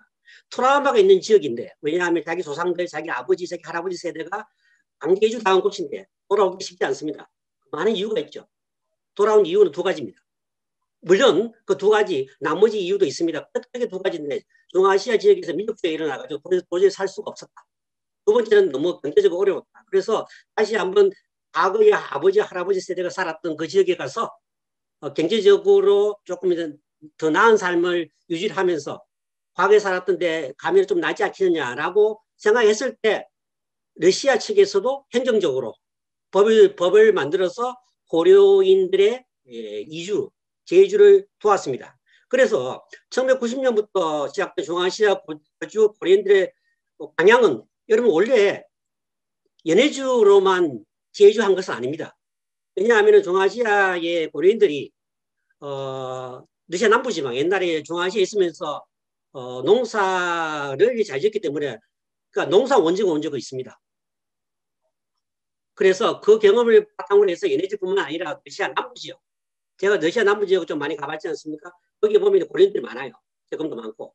근데 대부분 많은 부분이 연해지로 이주를 했습니다. 그 연해지로 이주한 이유가 조금 전에 말씀드린 이유가 그렇게 했고, 그 다음에 이제 러시아 측에서 이제 어떻게 보면 당권 정책을 썼습니다. 그래서 고려인들이 이제 중앙아시아에서 오기 편하도록 오기 쉽게 하기 위해서 명예회복법안, 그 다음에 제2주 보장점, 보장한 법이 이제 발효가 됐고, 그것이 이제 실행되면서 연해지 고려인들이 많이 이주를 하게 됐습니다. 그래서 거기에다가 연해지 고려인들을 중앙아시아에 제2주된 사람들에다가 4인의 고려인들도 90년 이후에 본격적으로 합류를 했고, 그리고 지금은 아시다시피 이제 연해지 지역에 우스리스크 지역이 있습니다. 우스리스크 지역을 중심으로 고려인들이 현재 뭐 정확한 통계는 아니지만 4만 명 정도가 있습니다. 현재 지금.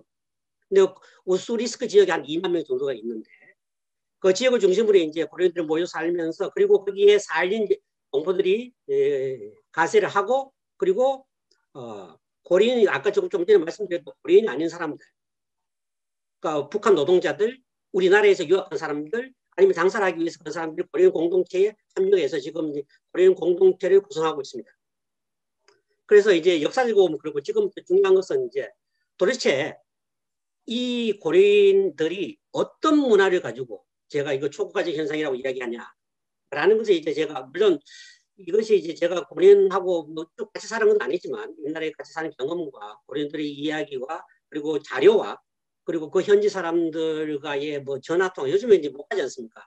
그래서 그것을 이제 자료를 기초로 해서 제 나름대로 이제 결론을 한번 내려봤는데, 물론 일반적인 이야기일 수도 있고 아니면 독특한 이야기일 수도 있는데, 보는 시각에 따라서. 그래서 보통 보면 이제 음식 문화에서 그런 것이 이제 초국가적 현상이 많이 나타난다. 그래서 보통 보면 이제 1930년대 중아시아의 1990년대죠. 중아시아 평창하는 민족들이 피해 보다 나은 경제적 여건을 마련하기 위해 디아스포라 삶을 시작했던 고려인들이 이제 연해지로 귀환해 있는데, 150년의 디아스포라 기간 형성된 고려인의 초국가적 정체성 현상을 드러내면서 생활하고 있는데, 그 현상이 가장 많이 일어난 지점이 음식 문화와 명제 문화다. 자, 그래서 보면 이제 과거 러시아 연해지 고려인들은 기본적으로 한식을 먹었죠. 과거에는. 그러나 그들이 먹는 이제 한식은 이제 조선에서 즐겨 먹던 한식과는 조금 지금 차이가 난다. 그건 알고 있는 사실이고. 근데 거기에 이제 뭐가 들어갔냐 하면 이제 초기의 디아스포라 시절에 연해주 시절에 러시아 문화와 그리고 강제 이주를 당하고 난 다음에 중아시아의 음식 문화가 들어와 있고, 그 다음에 또 제2주를 해서 30년 정도 살면서, 물론 여러분께 한 가지 말씀드리고 싶은 것은 지금 제가 부제가 1990년 이후 연해주 고려인들의 삶이지만은 기본적으로 한 2000년대, 2010년대 이제 고려인의 삶이라고 생각하시면 됩니다. 거기다가 20년 정도 살면서 이제 그 연해주의 문화를, 물론 고려인 뭐 러시아 문화죠, 받아들여가지고 이렇게 이제 문화 접근을 이루어가지고 지금 현재의 특성을 가지고 있다. 그래서 제가 보니까 연해주 고려인들의 그 밥상은 유라시아 지역의 특성을 다 가미하고 있더라. 그래, 두 가지인데 밥상에는, 그죠? 일상 밥상이 있고 명제 밥상이 있습니다. 일상 밥상에는 이제 보통 고려인들은 역시 그지 하루에 3끼도 안 먹어요. 3끼도 안 먹는데, 보통 이제 그러니까 거기 이제 노인 세대와 세대가 많이 몰려 사는 세대하고 한 가정만 사는 세대하고 좀 다르죠. 그 노인 세대와 젊은 아이들이 동거 여부에 따라서 이제 일상적으로 음식의 종류와 약간의 차이가 보이고 있는데, 예를 들어 젊은 세대들만 있는 가정에는 주로 이제 러시아식으로 많이 먹습니다. 고려인들. 근데 빵, 뭐 깔바사, 그리고 빵하고 차를 주로 먹고, 그 다음에 이제 고려인 세대에서는 이게 보시면, 그죠? 고려인 세대에서는, 삼대가 살고 있는 고려인 세대에서는 그래도 한식의 전통을 유지하고 있더라. 아침 밥상에 보면은 이제 김치 시래기 국 들어가 있고, 김치는 뭐 극동 디아스포라 초기부터 고려인의 정체성을 표상하는 그런 음식이기 때문에 아직까지 유지를 하고 있고, 물론 조금 지금 처음에 하고는 조금 다른 양식으로 이제 김치를 담그죠. 그럼에도 불구하고 김치를 항상 유지를 하고 있고, 그리고 시래기국도 있는데, 초기 고려인 디아스포라 시절 러시아 극동에서 자주 먹었던 국인데, 사실 시래기국 같은 경우는 강제 이주 당할 때도 그 기차 속에서도 이제 끓여 먹은 것이 시래기국입니다. 하여튼 조선의 전통 아침식인데 지금은 옛날식가 많이 바뀌었죠. 왜냐하면 연해주 고려인들이 이제 시래기국을 먹는 건데 보니까 우리는 국을 먹을 때 보통 밥을 말아 먹지 않습니까? 그런데 이제 시래기국을 먹을 때 고려인 문화의 러시아 문화가 들어온 거죠. 어떻게 보면 맛이 러시아인들이 스프를 먹는 것처럼 국을 먼저 먹고 밥을 한 술 떠서 물에 젖히거나 묽어서 말아 먹는 그런 초국가적인 특성을 보이고 있습니다. 그리고 고려인들이 이제 러시아 문화에 영향을 많이 받는 것이 캔닝 문화인데, 캔닝 문화. 1990년대 이후에 90년대 이제 재이주를 하고 나서 상당히 경제적으로 어려웠습니다. 그래서 1990년대부터 2000년대 시기에 경제 여건이 워낙 좋지 않아서 중아시아에서 유지해온 한식 위주의 식사가 많이 변했는데 재이주하고 난 다음에 살을 구하기 힘들어 러시아식 식단으로 한 끼를 해결한 적이 있습니다. 그리고 그 다음에 이제 주로 많이 먹었던 것이 캔닝입니다. 캔닝. 그러니까 가을에 농사를 지어 겨울까지 겨울까지 보관하여 농산물을 먹기 위한 방법이 캔닝인데, 캔닝은 가난한 고려인들이 긴 겨울에 나기는 방법으로 러시아 음식 문화에 영향을 받아서 고려인 음식 문화에 들어온 것입니다. 겨울이 춥고 1분 내에 정리 부탁드립니다. 그렇습니까? 그러면은 캔닝 문화가 들어와서 그죠? 러시아 원래 이것도 토마토 캔닝이 많은데 토마토를 좋아하는 점, 캔닝 문화가 들어오는 점도 이제 러시아 문화에 영향을 받았다. 그리고 거기 이제 러시아 노동자들이 있는데 1990년 이후에 개조된 이제 고려인들 같이 산 사람들이 있는데 노동자들이 한식을 주로 먹더라. 그래서 여기도 어떻게 보면은 고려인들의 문화를 러시아 노동자들이 받아가지고 문화 접근이 이런 그런 현상이 되겠습니다.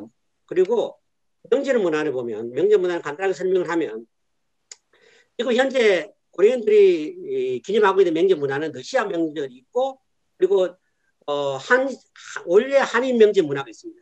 근데 러시아 명절 문화가 그런 것이 노블이 고토고 그리고 요즘에 이제 주로 이제 명절이라고 하는 것이 성전 기념일, 한국 문화의 날, 그리고 재밌게도 광복절이 기념하고 있었습니다. 그래서 자신들의 이제 옛날부터 가지고 있었던 전통 명절 문화가 아니라 고려인 나름대로의 지킬 것은 지키자. 그 중에서도 러시아의 명절도 있고 소련의 명절도 있고 그리고 전통적인 명절도 있고 그래서 자기 나름대로의 기준을 정해서 이렇게 다른 민족의 명절도 지키고 있는 것이 현재 고려인들의 명절 문화다. 결론적으로 말씀드리면 음식 문화이든 명절 문화든 고려인들이 지금 가지고 있는 문화 자체는 초국가적인 현상, 초국가적인 정체성을 가지고 있다. 그래서 항상 말씀드리지만 문화접변이라고 제가 이야기하지 않습니까? 마지막 하나, 그 문화접변은 긴 세월을 두고 같이 살고 있는 민족이 서로 문화를 교류를 해서 긴 세월 동안 받아들여서 기존에 가지고 있던 문화가 바뀌는 것입니다. 그래서 그것이 문화접변이고 문화접변이 이렇게 그 문화가 되는 것이 제가 보기에는 초국가적 현상이다. 초국가 정체성을 가지고 있는 것이 고려인 문화다. 대표적인 지역이 연해주 지역이고 연해주 지역이 재이주해온 고려인에서도 지금 1990년 이후부터 재이주한 연해주 고려인들에게도 이러한 현상이 나타나고 있다라는 것이 제 발표문의 결론입니다. 여기까지입니다. 네, 발표 수고하셨고요. 여기에 대해서 인하대 성동기 교수님께서 토론해 주시겠습니다. 5분 내에 정리해 주시기 부탁드립니다. 예, 알겠습니다. 반갑습니다. 성동기입니다. 하여튼 뭐 날도 춥고 또 하여튼 뭐 뜻깊은 또 이런 또 학술대회에 또 제가 토론하게 돼서 영광으로 생각합니다. 자, 5분 내로 간단히 제 토론을 말씀드리겠습니다. 그 세 가지를 말씀드리고 싶은데 첫 번째는 이제 그 트랜스컬처라는 개념, 이게 이제 어떤 의미인지 이 다양한 뭐 의미를 가지고 있겠습니다만 고려인의 그 관련해서는 제 생각은 그렇습니다. 어쨌든 문화가 어떤 특정 집단의 문화가 이 변화가 되고 뭐 진화가 되든 변화가 되든 이제 어떻게 달라진다는 거. 다시 말하면 여기서 중요한 것은 우리가 오리지널이 도대체 뭐냐? 그 오리지널을 알아야만 이게 이제 뭐 다른 민족을 만나서 어디 이주를 해서 어떻게 해가지고 이게 바뀐다고 이제 이야기를 할 수 있는데 그럼 과연 고려인이 가지고 있는 음식, 문화, 전통, 이런 것들이 가지고 있는 오리지널이 뭐냐는 오리지널. 그래서 제가 이제 뭐 계속 찾아봤습니다. 그런 오리지널 개념이 없었기 때문에 다시 말하면 이제 아시는 바와 같이 그 두만강을 건너서 이제 연해주로 가기 때문에 주로 이제 함경도 쪽에 있는 조선인들이 많이 갔을 것이다. 그래서 연해주에 있는 그 소위 말해서 고려인의 어떤 그 문화의 오리지널 원형은 뭐 함경도가 되든 아니면 그 밑에 있는 뭐 강원도가 되든 이제 그런 식으로 갈 것이고, 다시 말하면 이러한 그 음식의 원형이 연해주로 가서 연해주에서 이제 러시아 문화를 만나게 되고 러시아 음식을 만나게 되면서 어떻게 바뀌어지고, 이게 다시 이제 37년도 강대주를 통해서 중앙아시아에 가서 또 중앙아시아에서 이슬람 또 이제 투르크 이런 우즈벡인들 그 까자긴들 이런 사람들 만나면서 또 어떻게 또 영향을 받느냐. 그리고 이제 다시 말하면 원형에다가 1차 연해주에서의 변화, 그 다음에 2차 중앙아시아에서 변화, 이러한 3단계에 걸친 것들이 지금 90년 소련 붕괴 이후에 지금 연해주 살고 있는 고려인들의 어떤 트랜스컬처한 부분이다라고 이제 정리를 오히려 해주시면은 조금 더 이제 이해가 빠를 것 같습니다. 그래서 여튼 좀 단계별로 제가 이제 뭐 이 부분에서 말씀드리고 싶은 것은 일단은 원형이 뭐냐. 예를 들어서 제가 이제 우즈벡에 오래 살았습니다만 그 이제 고려 음식을 먹으면은 안 맞아요. 몇 개는 맞는데 어떤 거는 못 먹겠어. 이게 이제 어찌 보면 마시는 바와 같이 음식이라는 것이 결국 이제 그 지역에서 나오는 어떤 그 재료를 바탕으로 이제 만들어야 되기 때문에, 예를 들어서 우리가 이제 뭐 여러분들 러시아 유학 가고 이제 뭐 저도 우즈벡입니다만 갔을 때 한국적인 걸 뭘 해먹고 싶어도 사실은 재료나 양념이 없잖아요. 그러한 것들이 없기 때문에 이제 비슷하게는 만들어 먹지만 그 맛이 안 난다는 거죠. 근데 고려인들 같은 경우는 원형이 뭐 함경도에 있던 결국 이제 우리하고는 다른 그런 것이 있었기 때문에 이것이 돌고 돌아서 지금 현재 고려인들이 가지고 있는 그런 맛이고 그런 이제 문화를 보여주는 것인데, 이런 안 맞는, 다시 말해 우리가 가지고 있는 이 원형과 안 맞는 부분들이 과연 무엇이냐, 거기에서 이제 하나하나 추적해 나가면 여기서는 어떤 러시아적인 거 있었고 여기서는 또 뭐 우즈벡의 어떤 뭐 음식 문화가 있었고, 예를 들어서 고려인 같은 우즈벡에 있는 고려인들도 한국에서 이제 그 체류를 하게 되면은 가장 그리워하는 것이 우즈베키스탄에서 이제 먹는 리표시카 빵입니다. 우즈벡어로 논이죠, 논. 리표시카 빵이라고. 그것만 보더라도 이제 이미 입맛이 이제 그런 식으로 또 많이 또 변화가 되었고, 또 그리워하는 것이 우즈벡 애들이 먹는 빵이란 말이죠. 그런 것만 보더라도 이제 그러니까 원형에서 출발해 가지고 이게 차이가 나는 것들을 하나하나 찾아보면은 거기에 이제 그 이유가 되는 것들을 또 나름대로 이제 그 뭐 찾을 수 있다라고 저는 보고 있습니다. 그래서 그 방향을 좀 맞춰 주시면은 오히려 이 주제를 갖다가 이해하는 더 빠르지 않을까라고 생각이 듭니다. 그리고 그 두 번째는 그 방금 말씀드린 것처럼 이 발표문 안에서도 이제 중앙아시아 부분이 많이 빠져 있더라고요. 사실 이제 37년 이후부터 91년 동안 중앙아시아에서 거주한 게 가장 많기 때문에 오히려 러시아보다는 이 중앙아시아의 어떤 그 음식이라든지 어떤 그 문화적인 영향이 있지 않느냐, 그런 생각을 하기 때문에 그 부분도 조금만 더 이제 조사를 해주시면은 조금 더 내용이 좀 풍부할 거로 좀 생각됩니다. 그리고 마지막으로 그 3페이지에 보시면은 그 제가 뭐 어제 지난번에 보내준 거 다 봤는데 3페이지 보시면은 그 1914년에 한인의 인구가 61만 7천 명까지 증가했다고 적혀져 있는데 이게 61만 7천 명은 아닌 것 같아요, 제가 생각해도. 그래서 이제 6만 7천 명인 것 같은데 그거 한번 체크해 보시고 그렇게 해주면 되겠습니다. 그래서 이제 하여튼 특히 고려인 같은 경우는 뭐 방금 말씀하신 세대 간에도 이제 어떤 그런 차이가 많이 있기 때문에 그런 세대 간의 어떤 그 특징도 좀 구분해서 이제 다음 주제를 한번 만들어 보시면은 지금 현재 고려인을 이해하는 상당히 많은 도움이 될 것 같습니다. 고생하셨습니다. 감사합니다. 네, 주로 뭐 제언 사항을 말씀해 주셨고요. 권 선생님 1분 이내 답변 부탁드리겠습니다. 예, 잘 들었습니다. 제가 중앙아시아 부분을 많이 넣으려고 했는데 사실 중앙아시아 부분 지금 논문을 쓰고 있고 말씀해 주신 부분 도움이 되는데 제가 중앙아시아 뺀 이유가 그 내용이 너무 많이 들어가면 연해주 고려인들의 현재 모습이 조금 이제 초점을 맞추다 버려 그런 거고 그리고 아까 말씀하신 그 숫자 제가 살펴봤는데 그 러시아 자료에서 있었는데 그 다시 한번 살펴보겠습니다. 근데 60만 명은 좀 심하고 한 40만 명에서 50만 명은 제가 예상하고 있는데 왜냐하면 하여튼 다시 한번 찾아보겠습니다. 그리고 그 지금 토론문에 주셨던 그 마지막 동아시아 쪽 관련돼서 말씀하신 부분은 제가 지금 쓰고 있는 논문 동아시아 우즈베키스탄 논문에 많이 도움이 될 것 같습니다. 고맙습니다. 네, 발표 토론 두 분 모두 수고하셨습니다. 자, 오늘은 이제 저희 세션 마지막 발표죠. 중앙대학교 양민아 교수님께서 1950년대 최승희의 소련 순회 공연 작품들의 글로컬리티와 트랜스컬처 연구라는 제목으로 발표를 해주시겠습니다. 자, 양 선생님 부탁드리겠습니다.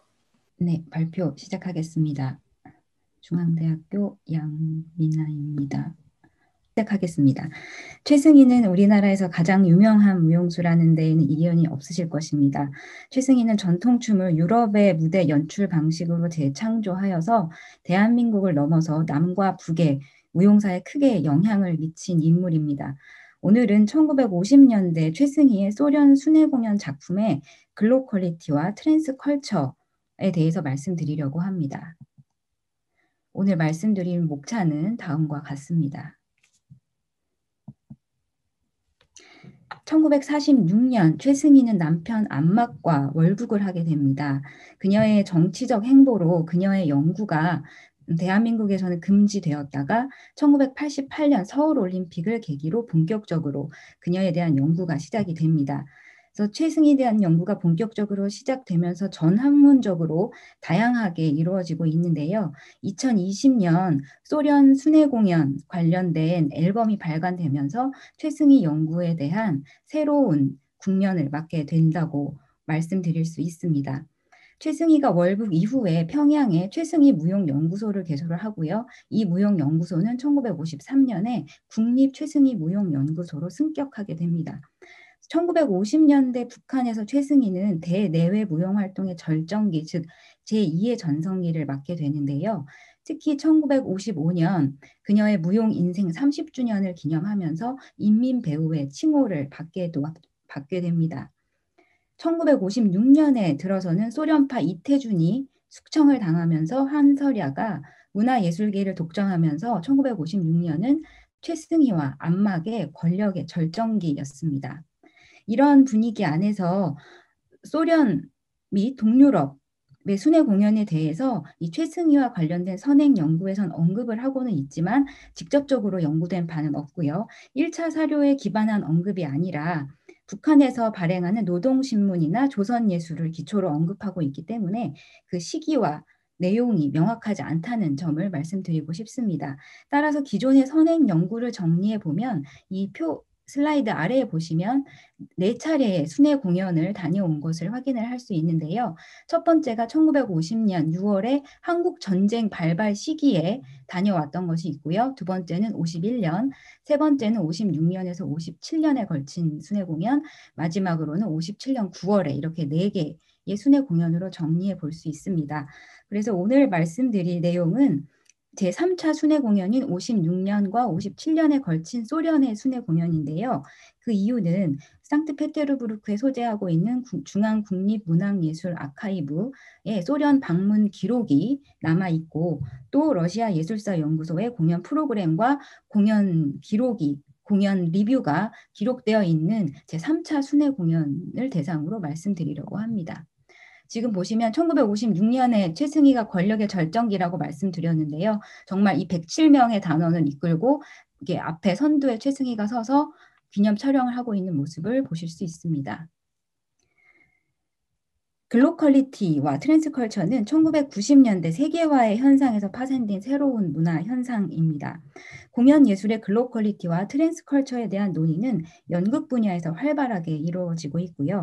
오늘 발표하는 최승희의 소련 순회 공연의 주요 작품들이 무용극이고 공연 예술이라는 측면에서 이 논의들의 적용이 가능하다고 생각을 합니다. 브라이언 싱글턴은 글로벌 연극은 국가 간의 관객들을 위한 초문화적 산물이다라고 정의하고 있습니다. 이 정의를 파트리스 파비스가 인용하면서 덧붙이는 것은 연극은 세계적 획일화 과정에 흡수되지 않으며 현지 관객의 지역적 필요에 응답하며 변모하는 연극의 글로컬화가 진행되고 있습니다. 초문화적 공연 산물은 하나의 세계 문화에 통합되기 위해 각 문화 요소들이 국제적 관점에서 유기적으로 구체화되었을 때 실현 가능하다고 파트리스 파비스는 주장하고 있고요. 오늘 토론자로 모신 김호연 선생님께서는 이런 논의를 이어서 1930년대 최승희의 활동을 글로컬리즘의 시각으로 보시면서 타자가 인식한 춤의 보편성과 특수성으로 분석하고 계십니다. 따라서 오늘의 발표는 이러한 논의의 연장선상에서 1950년대 최승희의 순회 공연 작품의 안무 의도와 과정, 그리고 공연 형식에 나타난 글로컬리티, 그리고 그녀의 작품이 문화의 경계를 뛰어넘은 트랜스컬처로서 소련을 위시한 동유럽 관객들, 예술가, 비평가들의 수용과 평가에 있어서 예술 작품으로서의 어떤 보편성의 관점에서 말씀드리고자 합니다. 1956년, 57년 제3차 최승희 국립무용연구소의 일정과 목적에 대해서 말씀드리려고 합니다. 이번 소련 순회 공연 일정은 1956년 9월 7일 평양을 출발한 동유럽 순회 공연의 마지막 일정이었고요. 전체 일정은 38일간 83회 공연을 했지만 소련은 입국은 11월 30일 날 우크라이나 키예프를 시작으로 5개 도시 44일간 총 25회 공연을 했습니다. 표로 보시면 선생님들께서 5개 도시 44일간 공연했나 보다라고 이제 생각을 하실 텐데요. 제가 표로 한번 그려봤습니다. 사실은 동유럽 일정은 어떻게 지금 기록이 찾을 수 없기 때문에 부다페스트에서 들어왔는지 바르샤바에서 들어왔는지는 알 수 없습니다. 그러나 11월 30일 날 우크라이나 키예프에 도착한 거는 기록이 남아 있고요. 여기서 드니프로페트롭스크를 거쳐서 하리코프를 거쳐서 이틀 동안 기차를 타고 상트페테르부르크를 넘어서 다시 모스크바로 이렇게 이동하는 일정입니다. 선생님들께서 모스크바에서 러시아에서 기차를 타고 밤 기차를 타고 여행을 해보셨을 텐데요. 이 무용단들이 밤에 공연을 마치고 분장도 지우지 않은 상태에서 만찬을 하고 밤 기차를 타고 그 다음날 다른 도시로 이동하는 이런 식의 공연을 138일간 거의 5개월 가까운 공연을 하거든요. 근데 최승희가 생각해 보니까 지금 제 나이 때 지금 이렇게 동유럽 순회 공연을 했는데 막강한 체력이 아니었나. 그래서 짐을 풀지도 못하고 그리고 의상들을 다 들고 하는 이런 대장정을 이끈 최승희는 위대한 예술가라는 생각을 이번 자료를 정리해 보면서 하게 됐고요. 네, 이 표는 잠시 보고 넘어갈 표인데 당시 러시아 문화부 담당자들이 최승희 예술사절단을 전담하여 맡은 업무와 담당자들입니다. 그래서 최승희 무용예술단은 국빈 대접을 받았고요. 심지어는 뭐 호텔이 최고급이 아니다 이런 식으로 이제 계속 컴플레인을 최승희가 하고 딸도 계속 한 걸로 이제 기록이 남아 있습니다. 소련 순회 공연의 배경 및 목적입니다.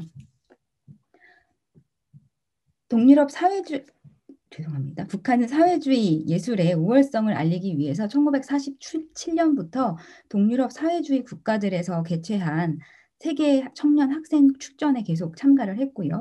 북한의 예술을 선전하려고 했습니다. 한국전쟁 이후 해외 공연이 증가하는 형태를 보이고 있고요.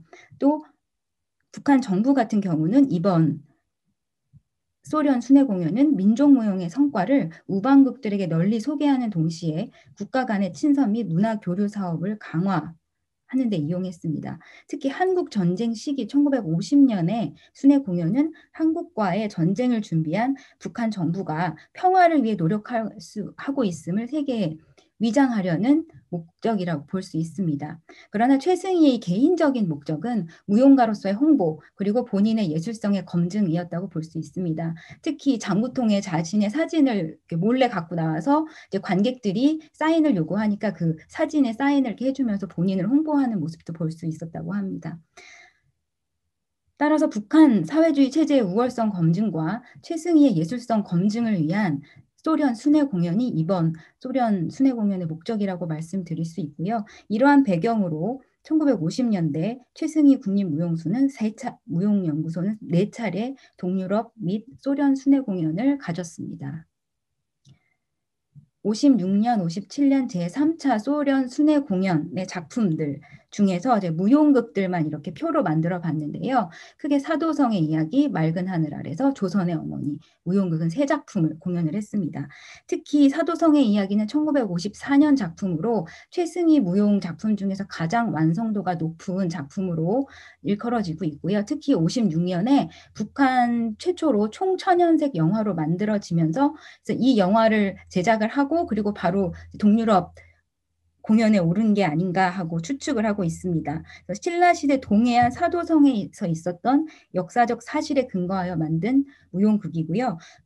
아래의 맑은 하늘 아래서와 조선의 어머니도 사막 가까운 대작의 무용극인데 이번은 동유럽 순회 공연을 위해서 짧게 줄여서 공연을 했고요. 그래서 이번 공연은 이 사도성의 이야기를 홍보하기 위함이 아닌가 하고 추측해 볼 수 있습니다. 그래서 사도성의 이야기 1956년에 만들어진 총천연색 영화가 MBC 뉴스에 잠시 보도가 돼서 한 1분 정도 있는데요. 잠시 보시면서 어떤 작품인지 보시면 좋을 것 같습니다. 일제시대 전 세계를 무대로 활동한 동방의 꽃 최승희. 지난 56년 북한 최초의 칼라 영화로 제작된 사도성의 이야기는 최 씨가 직접 안무와 주연까지 맡은 작품입니다. 그동안 원형을 직접 볼 수 없었던 최승희의 물동이 춤과 칼춤 등이 고스란히 담겨 있습니다. 최승희 춤의 특징인 역동적인 동작과 웅장함이 돋보입니다. 이 작품은 최 씨가 월북한 뒤 지난 67년 숙청을 당하기 전까지 만든 무용극 가운데 가장 완성도가 높은 것을 영화로 만든 것입니다. 무용기는 이 작품이 그동안 답보 상태에 머물러 있던 최승희와 한국근대춤연구에 획기적인 진전을 가져다 줄 것으로 기대하고 있습니다. 무용기뿐만이 아닙니다. 영화계에서도 이 필름의 가치에 큰 비중을 두고 있습니다. 최승희의 모습은 우리 근대 예술사 연구에 한 획을 긋는 사건이 될 것으로 보입니다. MBC 뉴스 박선영입니다. 예, 대략 어떤 내용인지 어떤 장면을 연출했는지 상상해 보실 수 있을 것 같습니다. 이렇게 최승희는 무용극 3편을 가져갔는데요. 이 무용극의 내용들은 계급을 초월한 사랑, 적군의 침입에 맞서 싸워 나라를 구하는 영웅, 그리고 아들을 잃은 고통과 슬픔을 겪고 강인한 여성 지도자로 변모하는 모습을 그린 작품들인데요. 특히 최승희가 주인공을 했었어야 했기 때문에 주인공이 모두 여성이고요. 또 적극적이고 주체적인 여성의 모습 그리고 새로운 사회주의의 여성상을 보여주고 있습니다. 특히 이진아 선생님 같은 경우는 이 북한 월북 시기, 월북 이후의 최승희의 작품 경향에 있어서 사회주의 조선 무용이라고 정의하면서 여성이 강한 남성성을 수행하는 젠더를 수행하고 있다라고 평가를 하고 있고요. 이 무용극 이외에도 민속 무용 소품 25작품, 최승희가 1930년대와 50년대 안무한 작품들과 특히 그녀의 딸 안성희의 작품들 그리고 우랄 민족춤 세묘라가 유일하게 들어가 있습니다. 그래서 이 안성희의 그녀의 딸을 그녀의 후계자로 입지를 굳히기 위한 공연이 이번 소련 순회 공연의 2번째 목적이라고 말씀드릴 수 있습니다. 네, 그래서 지금 부채춤을 공연하는 최승희의 모습이고요. 조선의 어머니에서 조선의 무희에서 조선의 어머니로 월북하면서 탈바꿈한 최승희의 이미지를 보실 수 있습니다. 그리고 그녀의 딸, 이번 소련 순회 공연의 제일 큰 목적인 안성희를 띄워주기 위한 안성희의 파란새를 공연하는 모습입니다. 월극 이후 최승희의 창작의 경향을 보시면 최승희는 일찍이 남편 안막과 오빠 최승일의 영향으로 사회주의 리얼리즘에 충분한 영향을 받고 있었고요. 특히 30년대 후반 세계 순회 공연 당시에 유럽의 공연들을 보고 코리안 발레 작품을 제작하여서 조선의 무용예술을 국제적인 수준으로 높일 것을 다짐을 합니다. 이러면서 1950년대 소련 순회 공연, 동유럽 순회 공연을 하면서 오페라, 발레 공연을 보면서 클래식 발레의 기법과 유럽식 무대 연출을 조선춤에 어떻게 반영할 것인가를 끊임없이 연구했다고 합니다. 따라서 소련의 클래식 발레에 기초한 민족적 전통과 특성을 보여주는 조선의 무용 작품을 창작한 것이 바로 이 50년대 사도성의 이야기 맑은 하늘 아래서 조선의 어머니라고 말씀드릴 수 있고요. 따라서 조선 예술의 특수성, 유럽의 보편적인 공연 형식, 최승희의 예술성, 사회주의 리얼리즘 창작론이 결합된 이 조선을 배경으로 한 사회주의 혁명 무용극이 이 50년대 최승희 무용극의 특징이라고 말씀드릴 수 있겠습니다. 그래서 당시 이 공연을 본 소련 예술가들의 반응을 보시면 정말 그 볼쇼이 극장을 중심으로 활동했던 발레 안무가들, 뭐 자하로프라든지 갈리조프스키라든지 라브롭스키 또 메세레르 등 주콥스카야 이름만 대면 다 알만한 기세 유명한 안무가들이 정말 모스크바 예술계의 큰 사변이다. 정말 시적인 예술이다. 이 맑은 하늘 아래서는 100번도 볼 수 있다. 이런 식으로 극찬을 하고 있고요. 특히 레닌그라드 무용학교 교장 니콜라이 이바노프스키는 최승희는 소련 사람들에게 가장 널리 알려진 무용가의 한 사람이다. 무용 창작가로서, 무용 연출가로서, 그리고 무용수로서의 최승희의 독창적인 창작 능력은 놀랄만하다. 공연 중에 한 사람도 퇴장한 사실이 없는 현상은 바로 그녀의 높은 예술성을 말하고 있다라고 평가하고 있습니다. 정리해 보겠습니다. 최승희가 만들고 싶어 했던 코리안 발레는 정확하게 제가 어떤 건지는 파악할 수 없습니다. 그러나 소련의 클래식 발레 형식과 조선의 민족적 내용을 합치고 또 사회주의 리얼리즘, 레닌, 스탈린의 민족 정책의 기본 이념, 즉 소수민족의 문화는 형식은 민족적이나 내용은 사회주의적이어야 한다라는 그 기본 이념과 소련의 클래식 발레 형식의 글로컬리티의 한 현상으로 말씀드릴 수 있겠고요. 그것의 하나의 증거는 최승희 조선 국립 발레 스튜디오 이 프로그램에 나와 있는 최승희 국립무용연구소의 공식 명칭입니다. 그래서 발레라는 명칭을 쓰고 있고요. 그리고 사도성의 이야기와 맑은 하늘 아래서는 나치아날네 발레, 민족 발레라고 이렇게 직접적으로 표현을 하고 있습니다. 따라서 사회주의 리얼리즘이라는 하나의 이 사회주의 세계의 문화에 통합되기 위해 우리의 춤문화를 유기적으로 구체화한 이 트랜스컬처의 산물이 이 1950년대 최승희의 무용극 작품이라고 말씀드릴 수 있겠고요. 어떻게 보면 아까 신혜조 선생님 말씀하신 것처럼 그 모이세프 민속 발레의 한 형태로서 최승희가 코리안 발레를 만들고 싶어 했던 게 아닌가. 근데 또 북한 정부의 또 요구가 있었기 때문에 그거에 부응하면서 또 최승희의 예술성은 예술성대로 살리는 그런 두 가지 토끼를 다 잡아야 하는 최승희의 과제의 결과가 이것이라고 말씀드릴 수 있겠습니다. 마지막 제한점 및 후속 연구입니다. 제한점은 제가 처음에 말씀을 드렸어야 하는데 마지막으로 넘어갔는데요. 현재 코로나19 상황으로 러시아 문서보관소 및 국립중앙도서관 북한학센터 방문이 매우 힘들어서 자료 확보가 용이하지 않았는데요. 그래서 추후에 지금 제가 리스트는 뽑아놨는데 상황이 좋아지면 자료를 추가로 확보하여서 본 내용을 수정 보완할 예정이고요. 후속 연구로는 사회에 걸친 동유럽 및 소련의 수은의 공연을 가졌고 47년부터 체코, 헝가리, 소련 등 사회주의 국가에서 개최된 세계 청년 학생 축전에 꾸준히 참가했는데요. 앞으로 이 본 연구의 범위를 나머지 3회 순회 공연과 최승희 그리고 그녀의 딸 안성희의 동유럽 및 소련에서의 활동으로 확장하여 연구해 볼 예정입니다. 감사합니다. 네, 수고하셨습니다. 지금 발표에 대해서 숭실대 김호연 교수님께서 토론을 해주시겠습니다. 최대 5분 정도 이내로 정리해 주기를 요청드리겠습니다. 네, 안녕하세요. 김호연입니다. 그 앞단 소리는 빼고 바로 들어가겠습니다. 그 최승희는 한국 근대 무용사에서 조금 쟁점이 되는 인물입니다. 오늘 발표도 어떻게 보면은 조금 다른 시각에서 보면은 이게 한국무용사에서 논의될 수 있는 부분인가? 어떻게 보면 통일 한국무용사 뭐 이런 측면에서 이야기되는 것이 아닐까, 그런 부분들도 논의가 될 수 있을 것 같습니다. 왜냐하면 최승희의 활동은 일제강점기 근대에만 이루어졌기 때문에 그 이유는 다 북한에서 이루어진 그런 어떻게 보면 한계점 뭐 그런 부분들이 있습니다. 거기다 근데 이 사람은 국내에서만 머문 것이 아니라 세계로 나가는 확장성을 가지고 있습니다. 제가 연구한 부분은 1930년대 중반부터 후반까지 유럽하고 미국에서 공연한 것들, 그런 중심으로 했었는데, 오늘 내용은 어떻게 보면은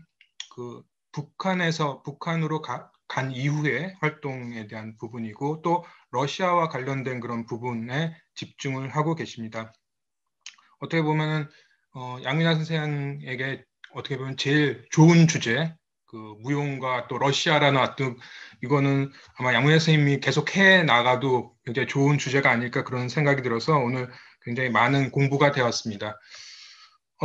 제가 그냥 뭐 잘 모르는 부분이기 때문에 제가 그냥 공부하면서 의문난 점들 중심으로 좀 질문을 해보고 선생님의 고견을 듣는 그 정도에서 이야기를 꺼내고자 합니다. 최승희는 코리안 발레를 지향합니다. 오늘 나오는 키워드 중에 하나가 코리안 발레인데, 최승희가 해방이 되면서 그때 중국에 있었는데, 중국에서 이제 배를 타고 넘어오면서 기자들에게 하는 이야기가 뭐였냐면, 자기는 코리안 발레를 지향한다. 이거는 뭐 하지 장관하고 만나면서도 자기가 얘기할 그런 부분이다라고 얘기를 하면서 코리안 발레라는 그런 용어를 씁니다. 근데 이게 글의 내용에서도 나왔지만 이 사람이 유럽하고 미국을 다니면서 아마 그런 영향, 그때 이제 발레를 보고 그런 영향을 받은 것 같은데, 이 당시에 우리나라 사람들이 유럽을 가면 발레에 되게 이렇게 심취하게 되는, 예를 들어서 지난번에 양민아 선생님 발표했던 조태공 같은 경우도 그랜드 발레라는 형식을 자기가 도입을 해서 무용극을 들어오게 되는데, 뭐 이런 것들도 하나의 어떤 그런 코리안 발레를 이제 최승희도 이제 지향을 하게 됩니다. 그러면서 이런 측면이 교수님은 북한에 정착한 이후에 1950년대 즈음 뭐 여러 가지 해방 이후에 소련의 클래식 발레를 수용하였고, 뭐 이런 부분들의 영향을 끼친 것은 아닌가, 그래서 그런 것들이 무용극으로서 나타나게 된 것은 아닌가, 그렇게 보고 계시는데, 그런데 이게 소련 발레의 어떤 구조적인 측면, 근데 소련 발레라고 했을 땐 그것은 어떻게 보면은 고전 발레인데, 그 부분에 대한 그렇다면 구조적인 기법적인 측면인지 아니면은 이데올로기적인 그런 측면인지 약간 이렇게 경계가 모호한 그런 부분들이 있습니다. 그래서 그 부분이 이제 뭐 본질적으로 그래서 최승희랑 소련의 무용 관계는 어떤 영향 관계가 있는지, 그런 질문을 하나 드리고, 그 다음에 두 번째 질문은 사도성 이야기랑 뭐 맑은 하늘 아래, 조선의 어머니 뭐 이런 작품들이 굉장히 소련 사람들이 극찬을 했다라는 것들을 이야기를 하고 계십니다. 그러면서 이게 결국에는 뭐 최승희의 예술성하고 사회주의 리얼리즘이 함께 조화를 이루어서 나타난 것이다 라고 해서, 이게 결국에는 최승희를 굉장히 높게 평가하는 그런 부분으로 이야기를 하는데, 그렇다면 왜, 이것도 또 어떻게 보면 또 본질적인 것인데, 왜 그렇다면 최승희의 작품을 소련 사람들이 좋아했을까라는 그런 부분. 그러니까는 보편성의 어떤 그런 추정하는 어떤 그런 부분, 뭐 사회주의 리얼리즘에 관한 이야기를 했기 때문이라고 뭐 그렇게 볼 수도 있을 텐데, 그렇다면은 소련의 특수성에 관한 부분, 그러니까 조선의 특수성에 관한 부분은 무엇일까? 근데 이거는 답변 안 하셔도 될 수 있을 것 같습니다. 왜냐하면 오늘 아까 발표하실 때 본인은 보편성만 가지고 이야기하겠다라고 했으니까 특수성은 안 하셔도 뭐 될 것 같습니다. 그냥 보편성만 했으니까 뭐, 그래서 두 번째 질문은 하셔도 되고 안 하셔도 되고 그런 부분이 있습니다. 그래서 저도 최승희에 대해서 최승희를 별로 좋아하진 않지만은 연구해야 되는 어떤 그런 부분들이 있습니다. 무용사를 공부하는 사람들이.